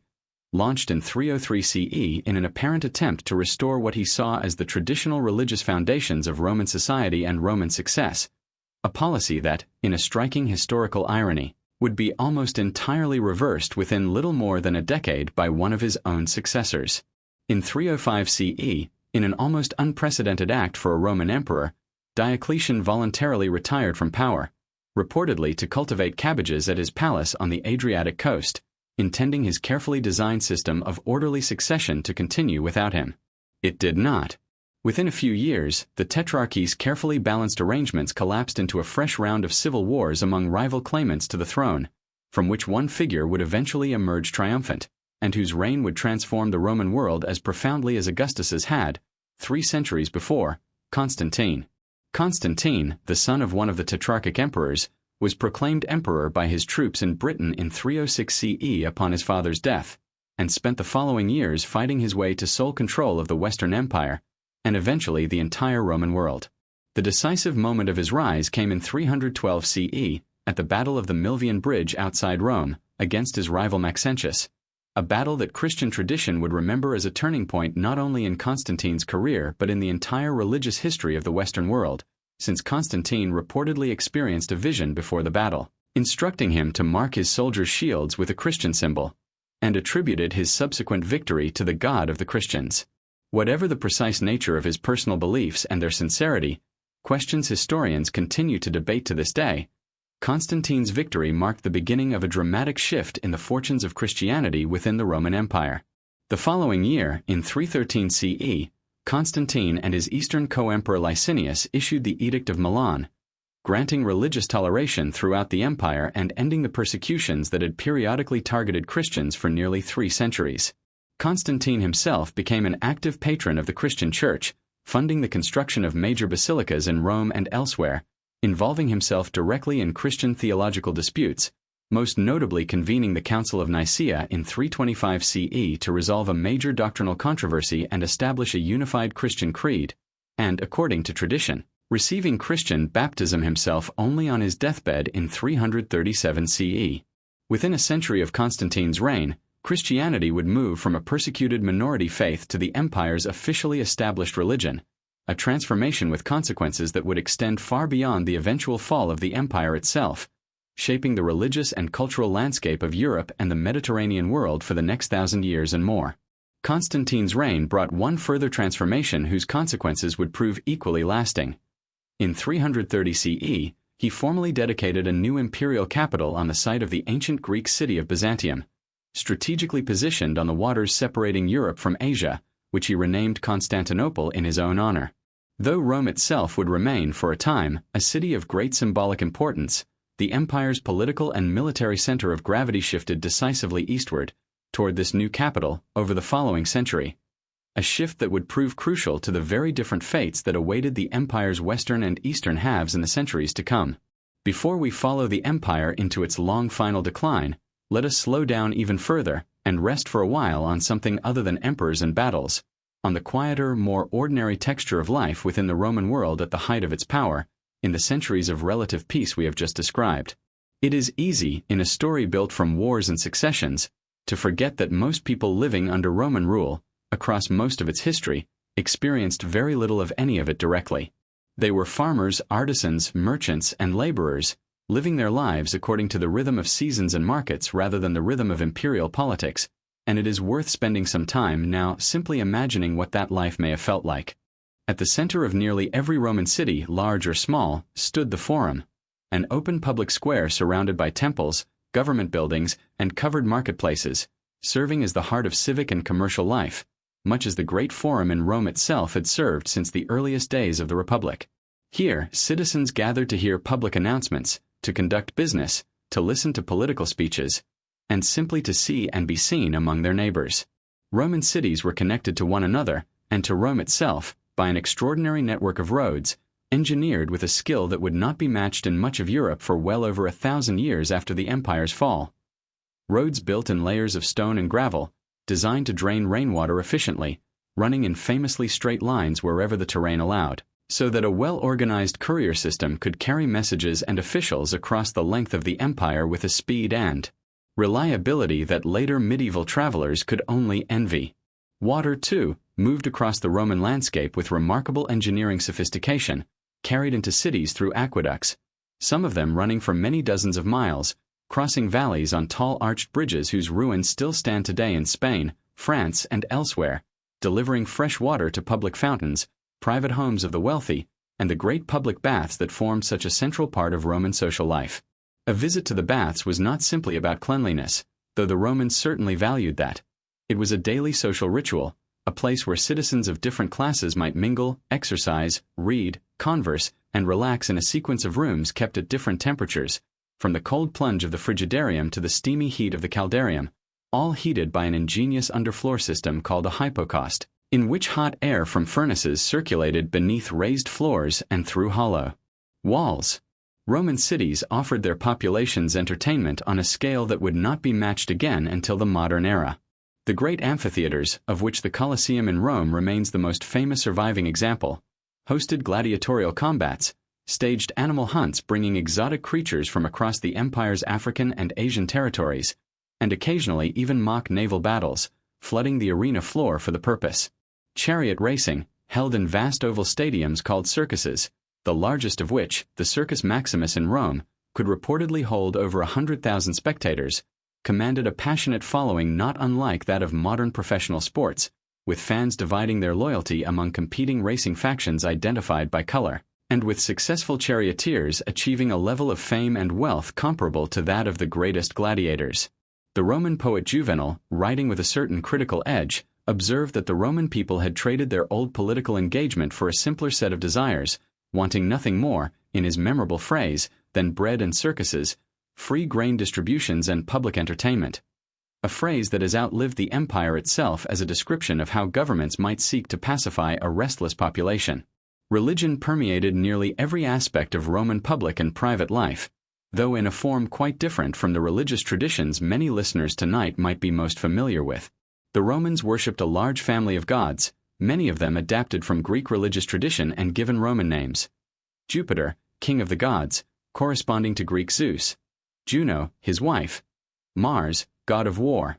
Venus, goddess of love. Neptune, god of the sea, among many others, alongside countless local and household deities, ancestral spirits, and the imperial cult, which, from the reign of Augustus onward, treated deceased and sometimes living emperors as objects of religious veneration. Across the empire, Roman religious practice centered less on personal belief, in the sense familiar to later monotheistic traditions, than on correct ritual observance, the proper performance of sacrifices, festivals, and prayers, understood as a kind of ongoing contract between the Roman state and its divine protectors, in which correct ritual practice secured divine favor for the community as a whole, regardless of the private convictions of any individual worshipper. The Roman family, too, operated according to principles that might seem unfamiliar to modern listeners. The male head of household, the paterfamilias, held extensive legal authority over his wife, children, and slaves, authority that in its most extreme ancient form technically extended even to matters of life and death, though in practice such extreme measures were rare by the time of the empire's height. Roman women, while lacking the political rights of male citizens, often exercised considerable influence within the household and, particularly among wealthier families, in matters of property, business, and even, informally, in politics, through their influence over husbands, sons, and male relatives. The powerful and often ruthless women of the Julio-Claudian imperial family, whom we encountered earlier in this story, offering perhaps the most dramatic examples of this informal but very real power. Roman education, for those families who could afford it, emphasized rhetoric, literature, and public speaking, skills considered essential for a life of public engagement in law, politics, or civic administration, while a much larger proportion of the population, particularly in rural areas, received little or no formal education at all, learning trades and agricultural skills instead through direct apprenticeship within their own families and communities. Slavery, it must be said plainly, formed an inescapable foundation of the Roman economy and Roman daily life throughout the empire's history, touching households of every social level from the humblest freedman to the emperor himself. Enslaved people, drawn overwhelmingly from populations conquered in Rome's many wars, performed labor across every sector of Roman society. Agricultural work on the great estates, domestic service in private households, skilled craftsmanship, education as tutors for the children of wealthy families, and in the mines and in the most punishing manual labor, work so brutal that survival itself was often uncertain. Roman law did permit paths to freedom, through manumission by an owner, and freed slaves, called freedmen, could in some cases achieve considerable wealth and even limited political influence, particularly within the imperial administration itself, where former slaves sometimes rose to positions of genuine power serving individual emperors directly. But the institution as a whole rested on immense and largely unrecorded human suffering, a fact that modern historians increasingly emphasize alongside the empire's more celebrated engineering and cultural achievements, as an essential and inseparable part of understanding how Roman prosperity was actually produced and sustained. It is this whole intricate, remarkable, and deeply imperfect civilization, its roads and aqueducts, its baths and games, its gods and families, its vast inequalities of wealth and status, that we now watch, in the chapters that remain tonight, begin its long, slow transformation into something else entirely. After Constantine's death in 337 CE, the empire he had reunited was divided once more among his sons, and though it would occasionally be reunited under a single ruler in the decades that followed, the practical division between a western half, governed from Italy or, increasingly, from other western cities such as Milan and later Ravenna, and an eastern half, governed from Constantine's new capital at Constantinople, became an increasingly permanent feature of Roman administration. The final formal division came in 395 CE, when the Emperor Theodosius I, the last man to rule the entire Roman world as sole emperor, died and divided the empire between his two sons, Honorius, who received the west, and Arcadius, who received the east, a division intended, at the time, simply as an administrative convenience, but one that would prove, in the centuries that followed, to mark the parting of two increasingly distinct historical paths. The pressures building against the Western Empire's frontiers, which we saw beginning to intensify during the crisis of the 3rd century, did not ease in the 4th century. If anything, they grew more severe, driven in part by a chain of migrations set in motion far to the east. Around 375 CE, a nomadic people called the Huns, moving westward out of Central Asia under circumstances still not entirely understood by historians, began pressing violently against the Gothic peoples living along the Roman Empire's Danube frontier. Facing destruction or subjugation at the hands of the Huns, large numbers of Goths petitioned the Roman government for permission to cross the Danube and settle within the empire's own territory as refugees, a request the Eastern Roman government granted, but managed so poorly, with corrupt officials exploiting the desperate refugees for profit rather than providing the assistance and fair treatment that had been promised, that the Goths rose in rebellion against their Roman hosts. The rebellion culminated in 378 CE at the Battle of Adrianople, one of the most consequential defeats in the entire history of the Roman military, in which the Eastern Roman Emperor Valens was killed and a substantial portion of the Eastern Field Army destroyed by Gothic forces, a disaster that shocked the Roman world and revealed, with painful clarity, how much the balance of military power along the empire's northern frontier had shifted. Though the immediate crisis was contained through negotiation, allowing the Goths to settle within imperial territory as a semi-autonomous allied people, the underlying problem, a Western Roman military increasingly dependent on and vulnerable to the very Germanic peoples it needed to control, would only deepen over the following decades. The Goths themselves, dissatisfied with the terms of their settlement and repeatedly mistreated or neglected by Roman authorities, rose again under a young and ambitious leader named Alaric in the final years of the 4th century, and after years of complex maneuvering, alternating between open warfare and uneasy alliance with various Roman factions, Alaric's forces finally achieved what no foreign army had accomplished in nearly 800 years. In August of the year 410 CE, the Goths entered and sacked the city of Rome itself. Though Rome had long since ceased to be the empire's primary administrative capital, its symbolic significance remained immense, and the news of its fall sent shockwaves across the entire Roman world, prompting the Christian theologian Augustine of Hippo, in distant North Africa, to begin composing his great work The City of God, wrestling with the theological and philosophical implications of Rome's apparent vulnerability, even as a Christian empire, to disaster and defeat. The decades that followed the sack of Rome brought further waves of migration and invasion into the Western Empire's territory, each one further eroding the central government's actual control over its own provinces. Vandal tribes crossed into Roman North Africa and by 439 CE had captured the great city of Carthage itself, seizing control of a province that had long served as one of the Western Empire's most important sources of grain and tax revenue, dealing a severe blow to an already struggling imperial treasury. Meanwhile, various Germanic peoples, Visigoths, Burgundians, Franks, and others, established increasingly independent, semi-autonomous kingdoms within what had formerly been Roman Gaul and Spain, nominally still acknowledging Roman authority in many cases, but exercising, in practice, ever greater control over their own territories and their own affairs.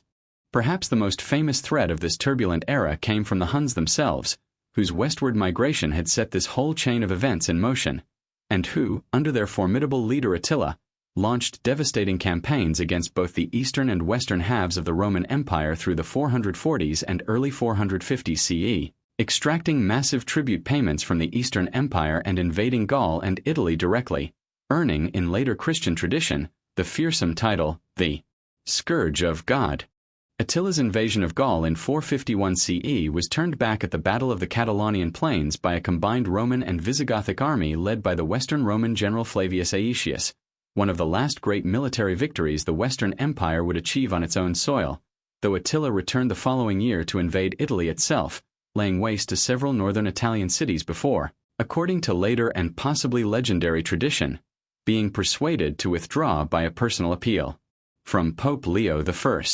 Attila died suddenly in 453 CE, and the confederation of peoples he had unified collapsed rapidly without him, but the Western Roman Empire that had faced him was, by this point, a shadow of its former strength, its territory shrunken, its treasury exhausted, its army increasingly composed of and commanded by Germanic soldiers whose loyalty to the idea of Rome itself grew ever more uncertain. In the final decades of the Western Empire's existence, the office of emperor itself grew increasingly hollow, with a succession of short-lived, often very young rulers exercising little genuine power of their own, while real authority rested, more and more, in the hands of powerful Germanic generals serving, at least nominally, as commanders of the Roman army.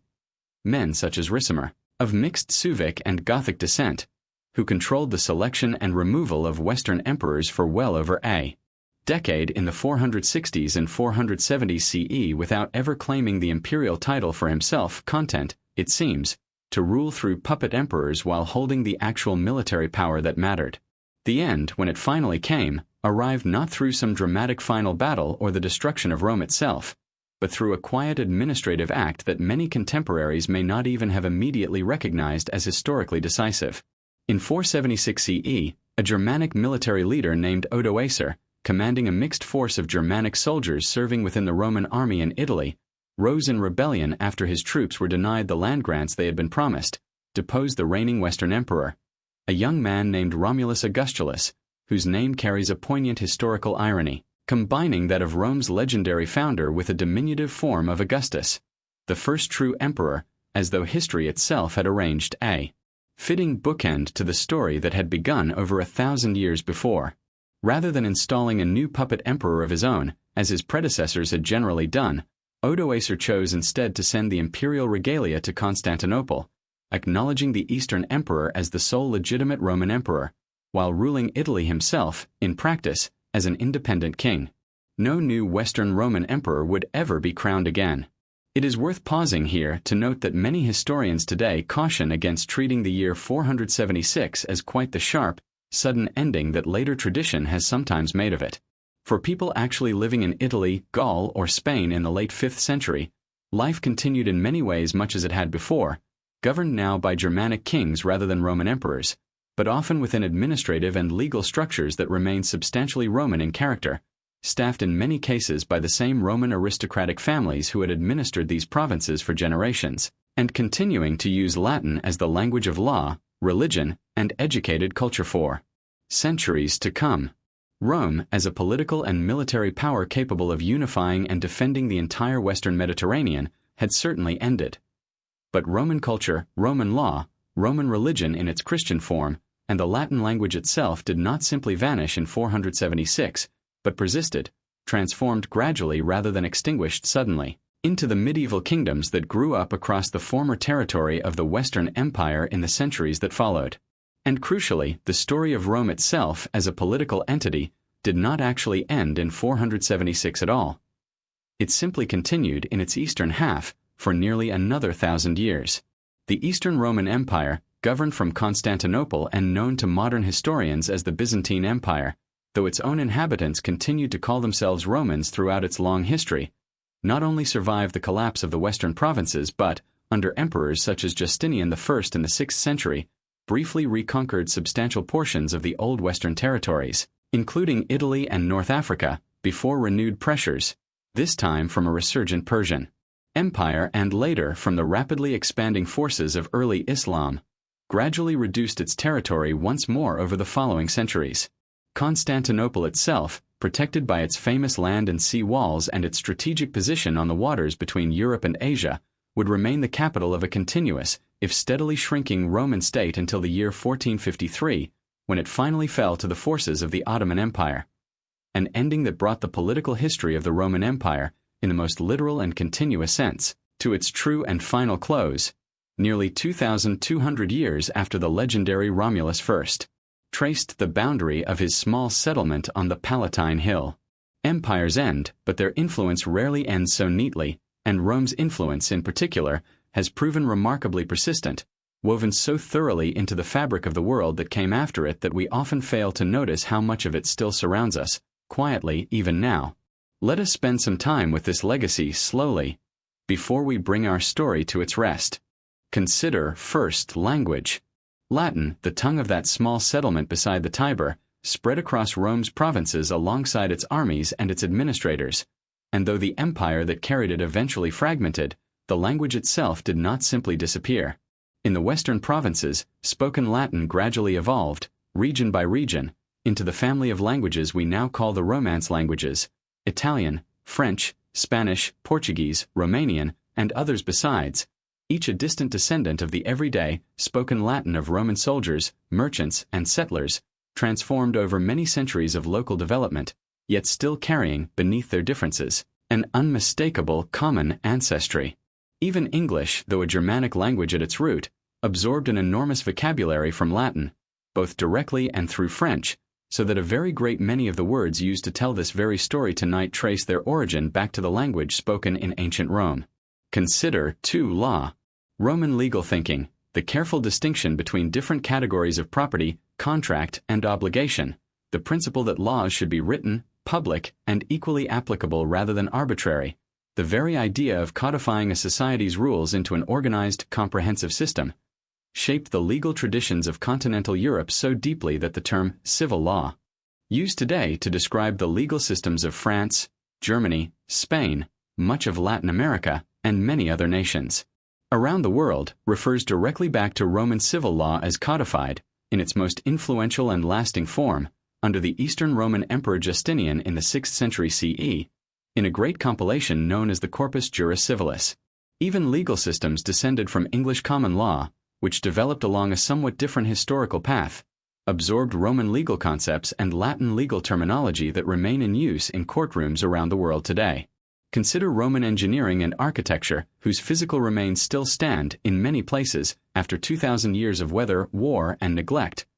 aqueducts still spanning valleys in Spain and southern France, roads whose foundations still underlie modern highways across Europe and the Mediterranean world, the Great Dome of the Pantheon in Rome, still, remarkably, the largest unreinforced concrete dome ever built, standing as a testament to an understanding of concrete construction that would not be matched again for many centuries after Rome's fall. The basic architectural vocabulary of columns, arches, and domes that the Romans refined and spread across their empire became, centuries later, the foundation of Renaissance architecture, and through it, of countless government buildings, banks, museums, and universities constructed around the world in the centuries since, carrying, whether their builders fully realized it or not, an echo of Roman civic authority into the modern age. Consider the structure of government itself. The Roman Senate, the concept of elected magistrates serving limited terms, the division of governmental power among different offices and bodies designed to check and balance one another,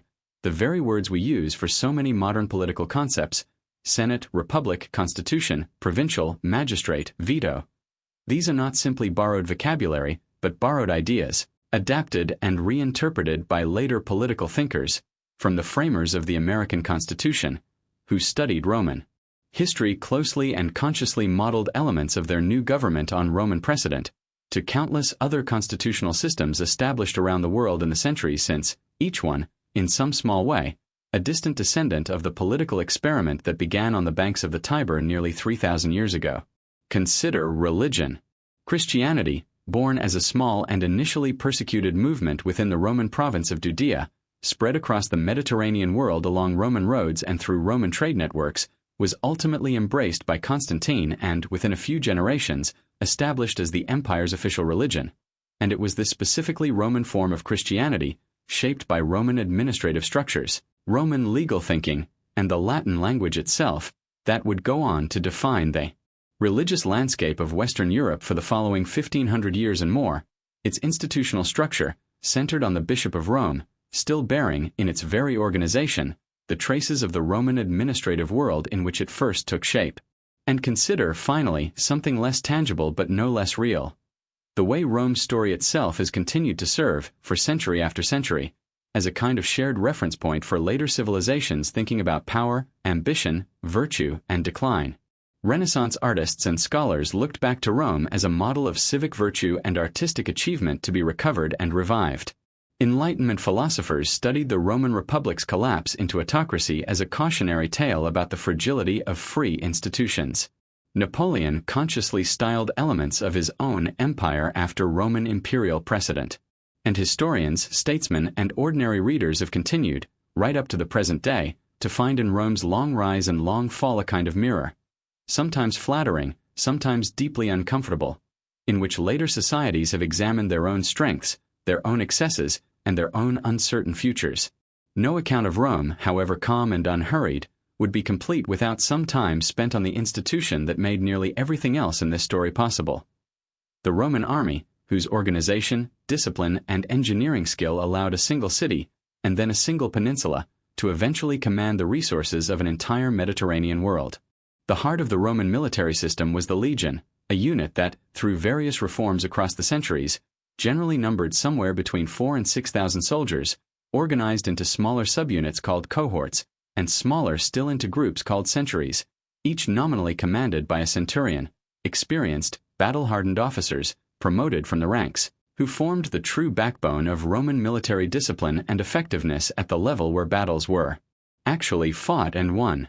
Roman legionaries trained relentlessly, in peacetime as much as in war, marching long distances carrying heavy packs, practicing formation drills, and building fortified camps at the end of every day's march, even when no enemy was anywhere near, a level of routine, methodical discipline that set Roman armies apart from many of the more loosely organized forces they frequently faced. Roman military equipment, too, reflected this same disciplined practicality. The legionary short sword, called the gladius, was designed above all for the close, controlled thrusting motion that Roman tactics emphasized, delivered from behind the protection of a large, curved shield called the scutum, while javelins called pila, designed with a soft iron shank that bent on impact, were thrown just before contact with the enemy line, disabling shields and disrupting enemy formations in the crucial moments before the two sides closed for hand-to-hand combat. Roman tactical formations, most famously the tight, shield-locked formation known as the testudo, or tortoise, in which soldiers arranged their shields to form a protective shell over the entire unit, allowed Roman forces to advance safely even under heavy missile fire, a small but telling example of the way Roman military success rested as much on coordination and discipline as on individual bravery or strength. Perhaps even more remarkable than Roman battlefield tactics was the engineering capability that Roman armies carried with them wherever they marched. Roman soldiers were, in a very real sense, trained builders as much as trained fighters, capable of constructing fortified camps, complete with ditches, ramparts, and gates, at the end of every single day's march, even deep in hostile territory. Camps so standardized in their layout that a soldier transferred from one legion to another could find his way to his assigned tent in a completely unfamiliar camp almost without thinking, simply by knowing the standard plan. When circumstances required it, Roman armies built bridges across major rivers with astonishing speed. Julius Caesar's engineers, according to his own account, constructed a bridge across the Rhine River, a formidable natural barrier, in only 10 days, a feat that reportedly stunned the Germanic tribes on the far bank nearly as much as the invasion that followed it. Roman siege engineering, too, reached a level of sophistication rarely matched in the ancient world, with massive siege towers, battering rams, and catapults capable of reducing even well-fortified cities, and elaborate siege works, such as the extraordinary circumvallation and contravallation lines built around the besieged fortress of Alesia during Caesar's Gallic campaigns, designed simultaneously to trap the defenders inside and to defend the besieging Roman army from relief forces. Attacking from outside. Life as a Roman legionary, for all the risks of battle, offered a structured and, for many recruits from Rome's poorer classes, genuinely attractive career path across much of the empire's history. A standard term of service ran for around 20 to 25 years, during which a soldier received regular pay, opportunities for advancement through the ranks, and, crucially, the promise of a substantial retirement bonus upon completing his service, either a grant of land, often in a newly established veteran colony in one of Rome's provinces, or an equivalent payment in cash, a system that, particularly from the time of Augustus onward, helped bind the loyalty of Roman soldiers to the state itself and to the emperor personally, rather than to any single ambitious general, addressing, at least for a time, the very instability that had so nearly destroyed the Republic in its final century. Beyond the legions themselves, the Roman military relied heavily on auxiliary units, recruited from among the empire's non-citizen provincial populations, who served alongside the legions, often providing specialized capabilities the legions themselves lacked, skilled cavalry from North Africa and Gaul, archers from Syria and Crete, slingers from the Balearic Islands, and who received, upon completing their own lengthy term of service, the prized gift of full Roman citizenship for themselves and their descendants, a powerful incentive that helped draw talented soldiers from across the empire's diverse provincial populations into loyal Roman service, and that gradually spread Roman citizenship, and with it a sense of shared Roman identity, ever more widely across the empire's vast and varied territories. We have traveled a very long way together tonight, across nearly 2,500 years, and perhaps by now your mind has already begun to drift, the details blurring softly together the way distant hills blur into the horizon at dusk. That is exactly as it should be. Let us walk back through it all once more now, slowly, gently, not to memorize it, but simply to let it settle, like sediment sinking quietly to the bottom of still water. We began beside a river, with twins raised by a wolf, and a small city founded on a hill. We watched 7 kings come and go, each adding something to the young settlement: walls, temples, laws, a growing sense of what Rome might become, until the cruelty of the last king drove his own people to cast him out, and to swear, with the fierce conviction of the newly free, that no single man would ever rule over them again. We watched that vow shape 500 years of republic, patricians and plebeians locked in a long, patient struggle that ended again and again, not in bloodshed but in compromise, in written laws displayed for all to read, in new offices created to protect the powerless from the powerful. We watched Rome, slowly, almost without meaning to, become master of all Italy, city by city, treaty by treaty, war by war, until an entire peninsula answered, one way or another, to the Senate and the people of Rome. We crossed the sea, then, to Carthage, to Hannibal and his elephants picking their way across snow-covered alpine passes, to the terrible defeat at Cannae, to Scipio's answering victory at Zama, and finally to the smoke rising over a burning city, the end of a rivalry that had lasted 100 years and more. We watched Rome's victories abroad curdle into crisis at home, as small farms gave way to great estates, as the Gracchi brothers reached for reform and found only violence waiting for them, as Marius and Sulla taught Roman generals that an army's loyalty could belong to a man rather than to the state. We followed Caesar through Gaul, across the Rubicon, into civil war, into absolute power, and finally into the Senate chamber where 60 men, believing they were saving the Republic, ensured its final destruction instead. We watched young Octavian outlast every rival, Antony, Cleopatra, the whole exhausted machinery of civil war, until, standing alone above the wreckage, he chose the quiet, patient path of Augustus rather than the dangerous path of a king,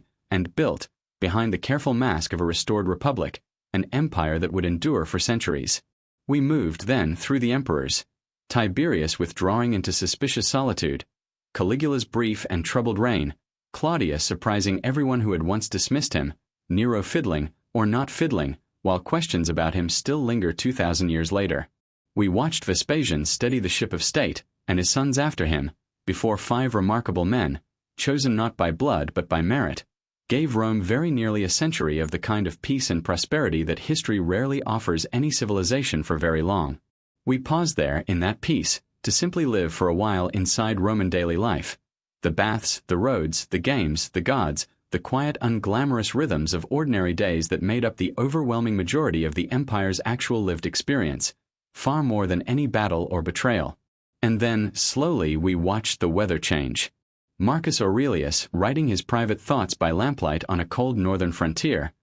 handed power to a son who was not ready for it, and the long golden afternoon began, almost imperceptibly at first, to fade toward evening. Soldier emperors rose and fell in rapid, bloody succession. Frontiers that had held for centuries began to bend under new and unfamiliar pressures. And then, remarkably, the bending stopped.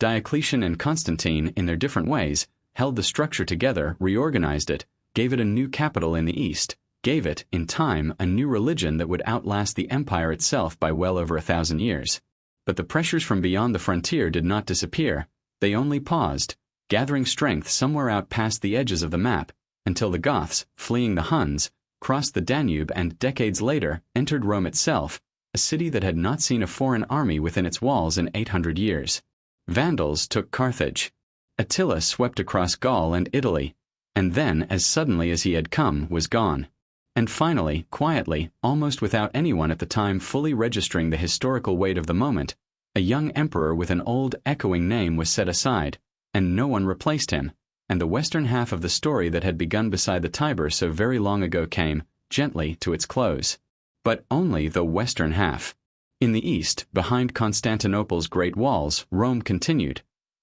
for another 1,000 years, through emperors we have not had time to meet tonight, through triumphs and disasters of its own, until finally, in 1453, that story too came to its end. And even then, even after every emperor, every legion, every Roman institution had finally passed from the world, something of Rome remained, and remains still, in the languages we speak, in the laws that govern us, in the buildings we admire, in the very idea, however imperfectly realized, that a community of people might govern themselves through law rather than through the will of a single ruler. Before we come to our final rest tonight, let us dwell a little longer on one particular moment within this very long story. A single afternoon, in the year 79 CE, in a prosperous seaside town on the Bay of Naples called Pompeii, a moment that, through the strange workings of disaster, was preserved almost perfectly for nearly 2,000 years, offering later generations an intimacy with ordinary Roman life that no written history could ever quite provide. Pompeii, on that August afternoon, was an unremarkable Roman town going about its unremarkable business.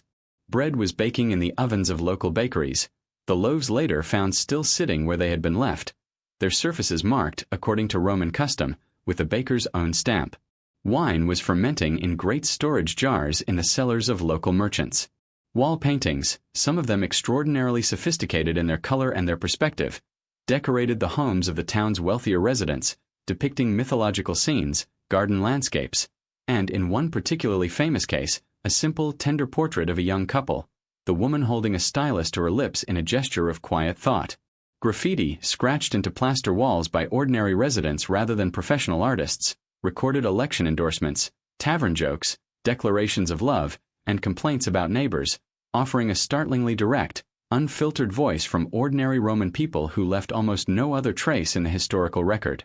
None of them knew that August afternoon that the mountain looming over their town, Vesuvius, which they knew simply as a green, fertile slope where vineyards grew, not as an active volcano, since it had not erupted violently within living memory, was about to change the course of their lives and the fate of their entire town within the span of a single day. The eruption, when it came, unfolded over roughly 18 hours, beginning with a tall column of ash and pumice rising many miles into the sky, visible for a great distance, and gradually raining down onto Pompeii and the surrounding countryside, accumulating on rooftops until, in some cases, the weight caused roofs to collapse entirely. Many residents fled in these early hours, gathering what possessions they could carry, and reached safety. Others, for reasons historians can only guess at,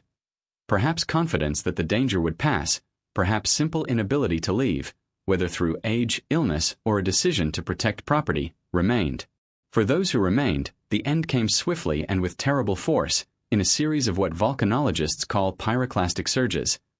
Fast-moving flows of superheated gas, ash, and volcanic debris, reaching temperatures high enough to cause instant death, that swept down the mountain slopes and through the streets of Pompeii in the eruption's final hours. It is from this final, catastrophic phase that the town's strange and haunting preservation comes. Volcanic ash, settling and hardening around the bodies of those who did not escape, preserved, in many cases, the precise final posture in which death found them.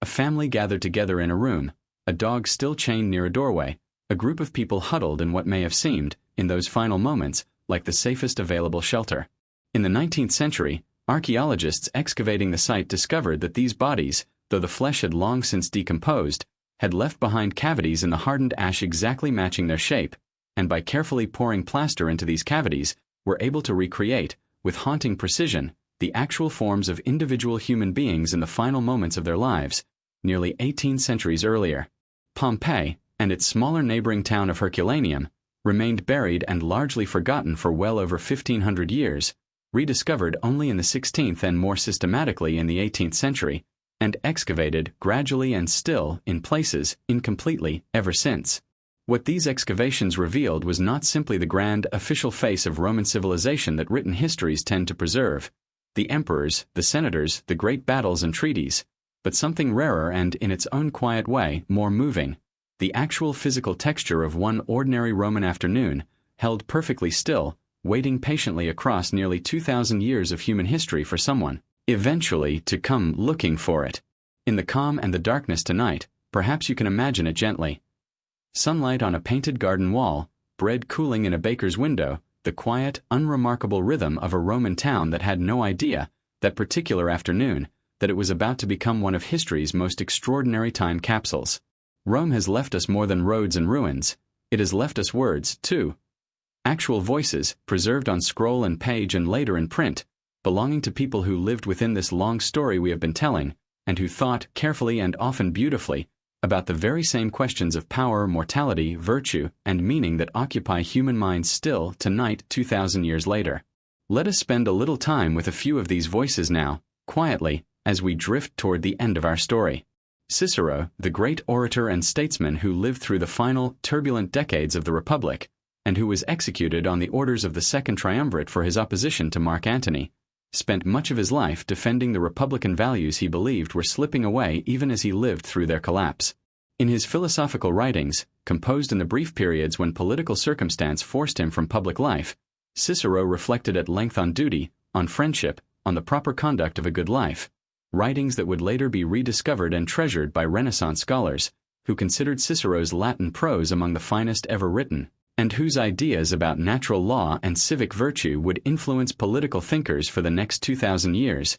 including many. Centuries later, the founders of the American Republic, who read Cicero closely as they considered how their own new nation might be governed. Virgil, writing a generation later under the patronage of Augustus himself, composed the great national epic of Rome, the Aeneid, telling the very story of Aeneas's flight from Troy and his long, difficult journey toward Italy that we touched upon at the very beginning of our own story tonight, a poem commissioned, in part, to give the new Augustan order a suitably grand and ancient mythological foundation, but one that Virgil filled, too, with genuine sorrow and ambivalence about the human cost of empire, about duty conflicting with desire, about the particular loneliness of those chosen, whether they wished it or not, to build something larger than their own individual happiness. Seneca, the philosopher and statesman who served as tutor and later advisor to the young Nero, before falling from favor and being ordered, eventually, to take his own life, left behind a substantial body of writing on Stoic philosophy,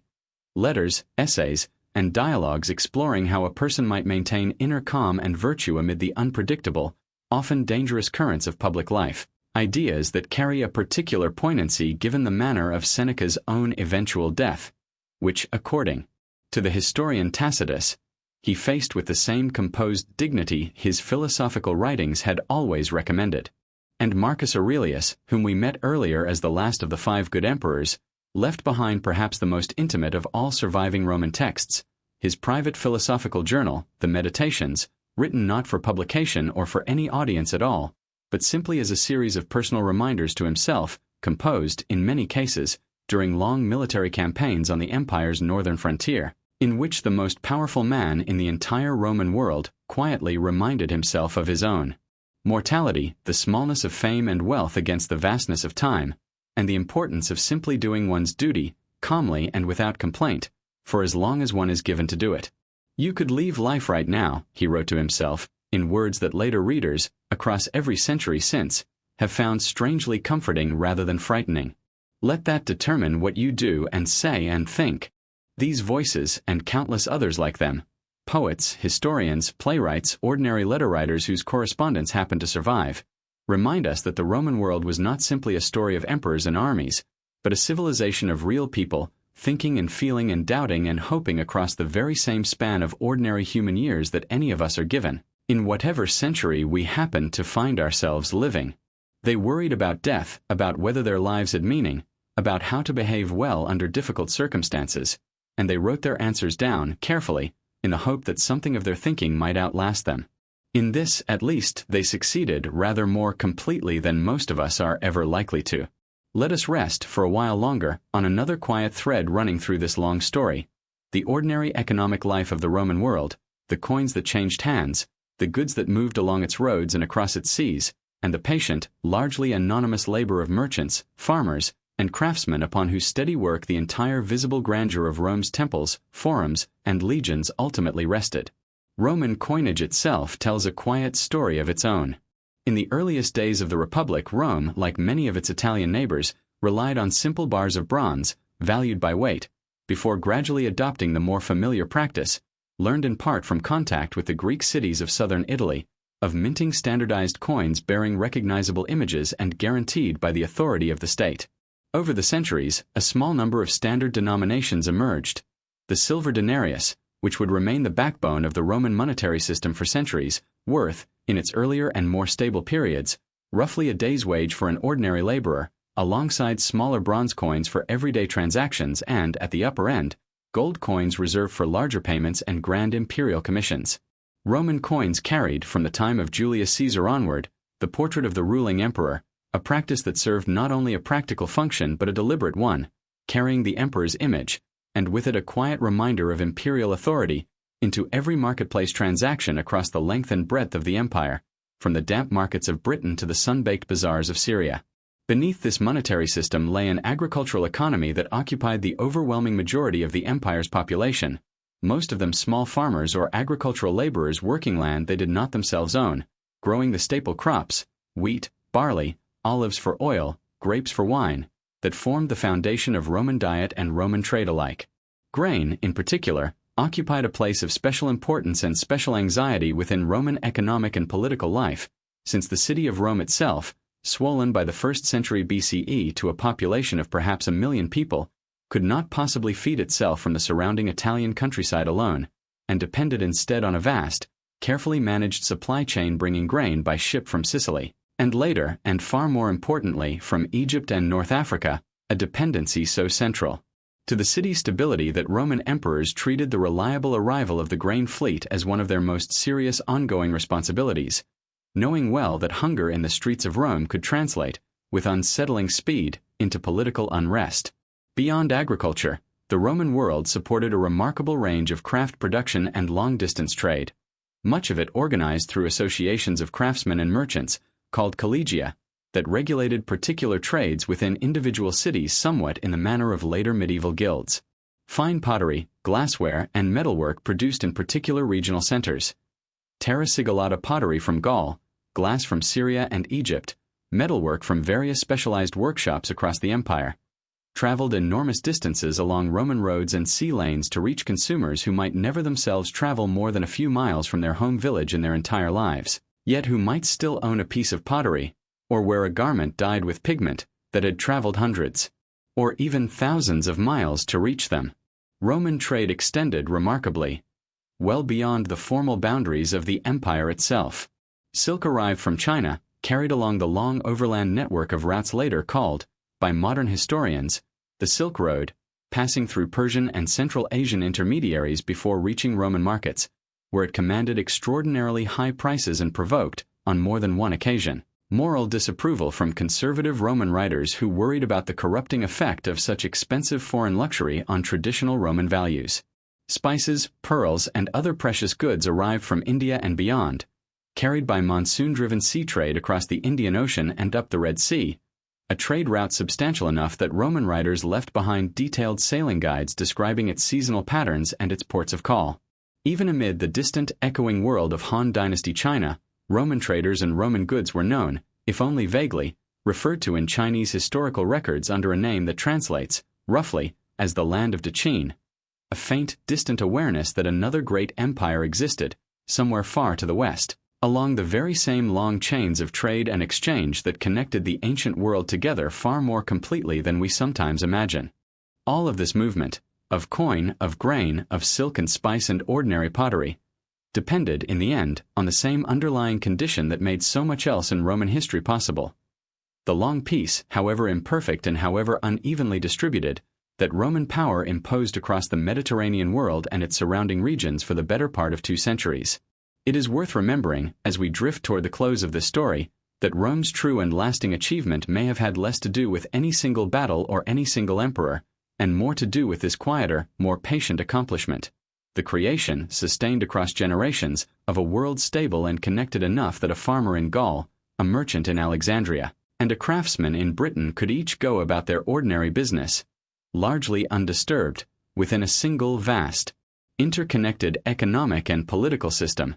for longer than almost any comparable system in human history before or since. Before we settle into our final rest, let us take one more unhurried journey together, not through time now, but through space, drifting slowly across the enormous breadth of territory that, at its height, in the 2nd century CE, fell under Roman rule, so that you might feel, if only for a few quiet minutes, the sheer scale of the world we have been describing. Picture yourself somewhere in the damp, green hills of Roman Britain, at the very edge of the empire's known world, where Hadrian's wall stretches for 70 miles across the northern countryside, its stones cold and wet with mist, its garrisons drawn from every corner of the empire.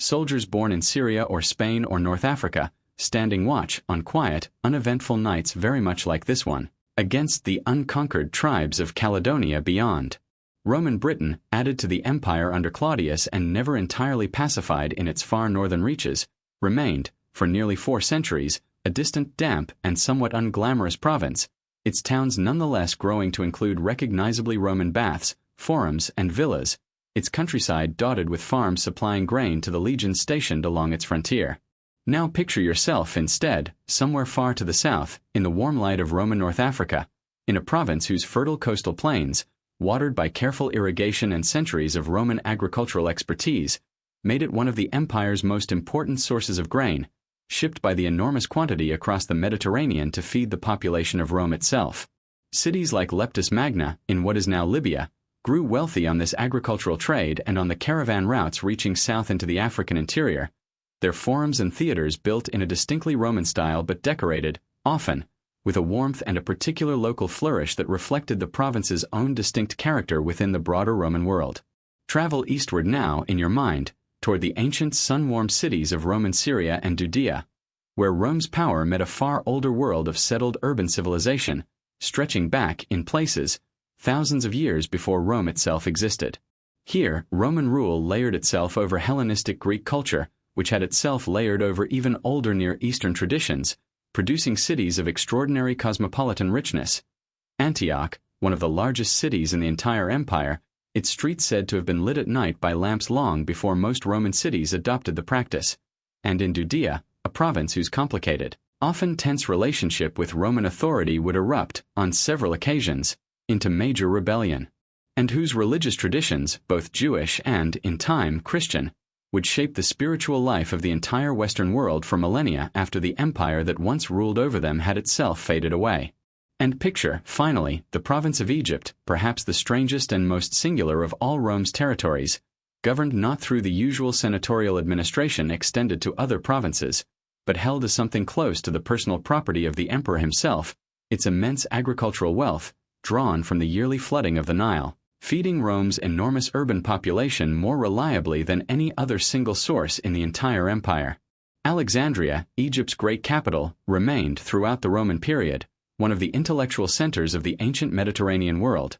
home to a vast library and a long tradition of scholarship in mathematics, astronomy, and philosophy that Roman rule absorbed and, in its own way, helped preserve and transmit onward to later centuries. Between these distant provinces stretched an extraordinary network of roads, ports, and sea lanes, along which moved not only soldiers and administrators but merchants, ideas, religions, and ordinary travelers, in a degree of interconnected movement across such enormous distances that would not be matched again in this part of the world for well over 1,000 years after Rome's fall. A merchant in Roman Britain might drink wine grown in Roman Gaul, eat bread made from Egyptian or North African grain, wear clothing dyed with pigments imported from the eastern provinces, and worship, if he chose, a religion that had originated in Judea, Persia, or Egypt,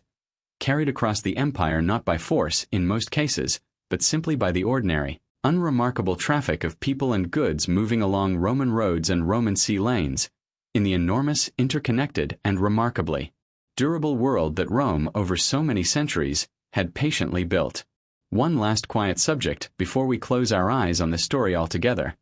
the way the Romans themselves measured and marked the passing of time, a subject that feels, perhaps, fitting to dwell on now, as your own sense of time tonight grows soft and uncertain at the edges. The earliest Roman calendar tradition held was established by Romulus himself, and counted only 10 months, beginning in March, with the cold winter period left entirely unmarked and unnamed, as though the Romans of that distant age simply declined to count the darkest, quietest part of the year at all. Numa Pompilius, the peaceful second king we met earlier in our story, is credited with adding 2 further months, January and February, to bring the calendar closer to a full solar year, though the Roman calendar remained, for centuries afterward, a somewhat irregular and frequently adjusted system, requiring occasional extra days or even an extra month to be inserted by Roman priests in order to keep it roughly aligned with the actual seasons.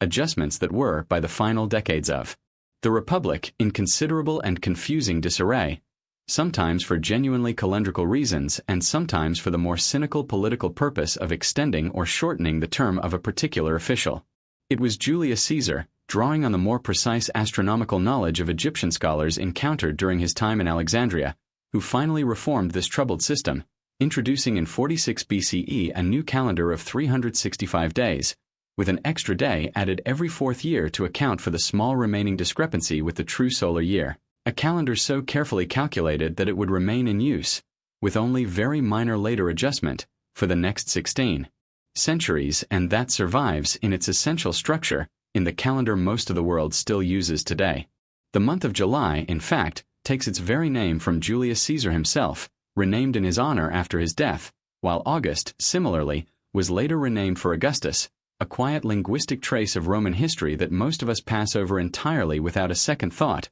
every single year, whenever we glance at a calendar or mark a birthday. Within each day, Roman timekeeping divided the period of daylight into 12 equal hours, regardless of the actual season,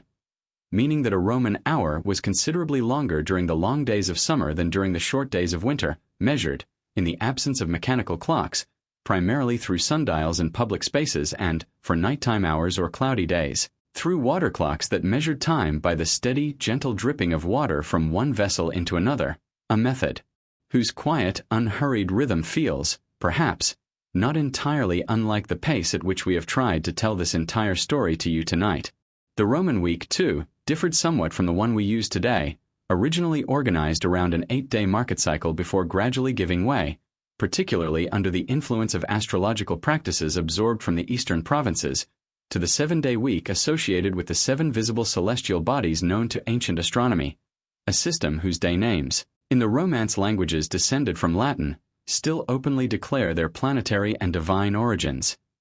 Sunday for the sun, Monday for the moon, and in French and Italian and Spanish, the remaining days still carrying the names of Mars, Mercury, Jupiter, Venus, and Saturn, quiet echoes, once again, of a religious and astronomical worldview more than 2,000 years old, still structuring the ordinary rhythm of ordinary weeks for billions of people who have likely never once thought about where those names actually came from. And so we come, at last, to the end of the story, though of course, as we have seen tonight, Rome's story never really ends so cleanly, but simply fades, gradually, into the many centuries that followed it, the way a river, however grand and however long, eventually loses itself in the wide, quiet stillness of the sea. We have traveled together tonight across nearly 2,500 years, from a handful of huts above a marshy river, through the long, patient centuries of the Republic, through the brilliant and often brutal age of conquest and civil war, through the long golden peace of the early empire, through crisis, reform, and division, and finally, gently, into the slow twilight of the Western Empire's final century, before following the eastern half of the story onward, in our thoughts for another 1,000 years beyond that. It is a great deal to have carried with you tonight, and by now, most of it has probably already begun to soften and blur in your mind, the way any long, unhurried story does when it is told at exactly the pace of falling asleep. That is exactly as it should be. There is nothing here you need to hold on to. The names of kings and emperors, the dates of battles and treaties, the long lists of dynasties rising and falling. Let them go, gently, the way you might let go of the details of a dream upon waking, keeping only, perhaps, some vague and pleasant impression of having traveled somewhere far away and long ago. What remains, if anything should remain at all as you drift the rest of the way into sleep, is perhaps only this, that civilizations, like individual lives, have their own long arc, a slow beginning, a period of growth and struggle, a height of achievement and confidence, and eventually, inevitably, a gradual decline into something else, something new, built in part from the materials the old civilization leaves behind. Rome rose from almost nothing, over centuries of patient, unglamorous effort. It achieved things, in law, in engineering, in literature, in the sheer scale of what it built and governed, that still shape the world you are falling asleep in tonight, whether you ever think about it during your waking hours or not. And it declined, too, slowly, unevenly, not through any single dramatic catastrophe but through centuries of accumulated pressure, until finally, quietly, without any particular fanfare, the story simply moved on to other subjects, other peoples, other centuries.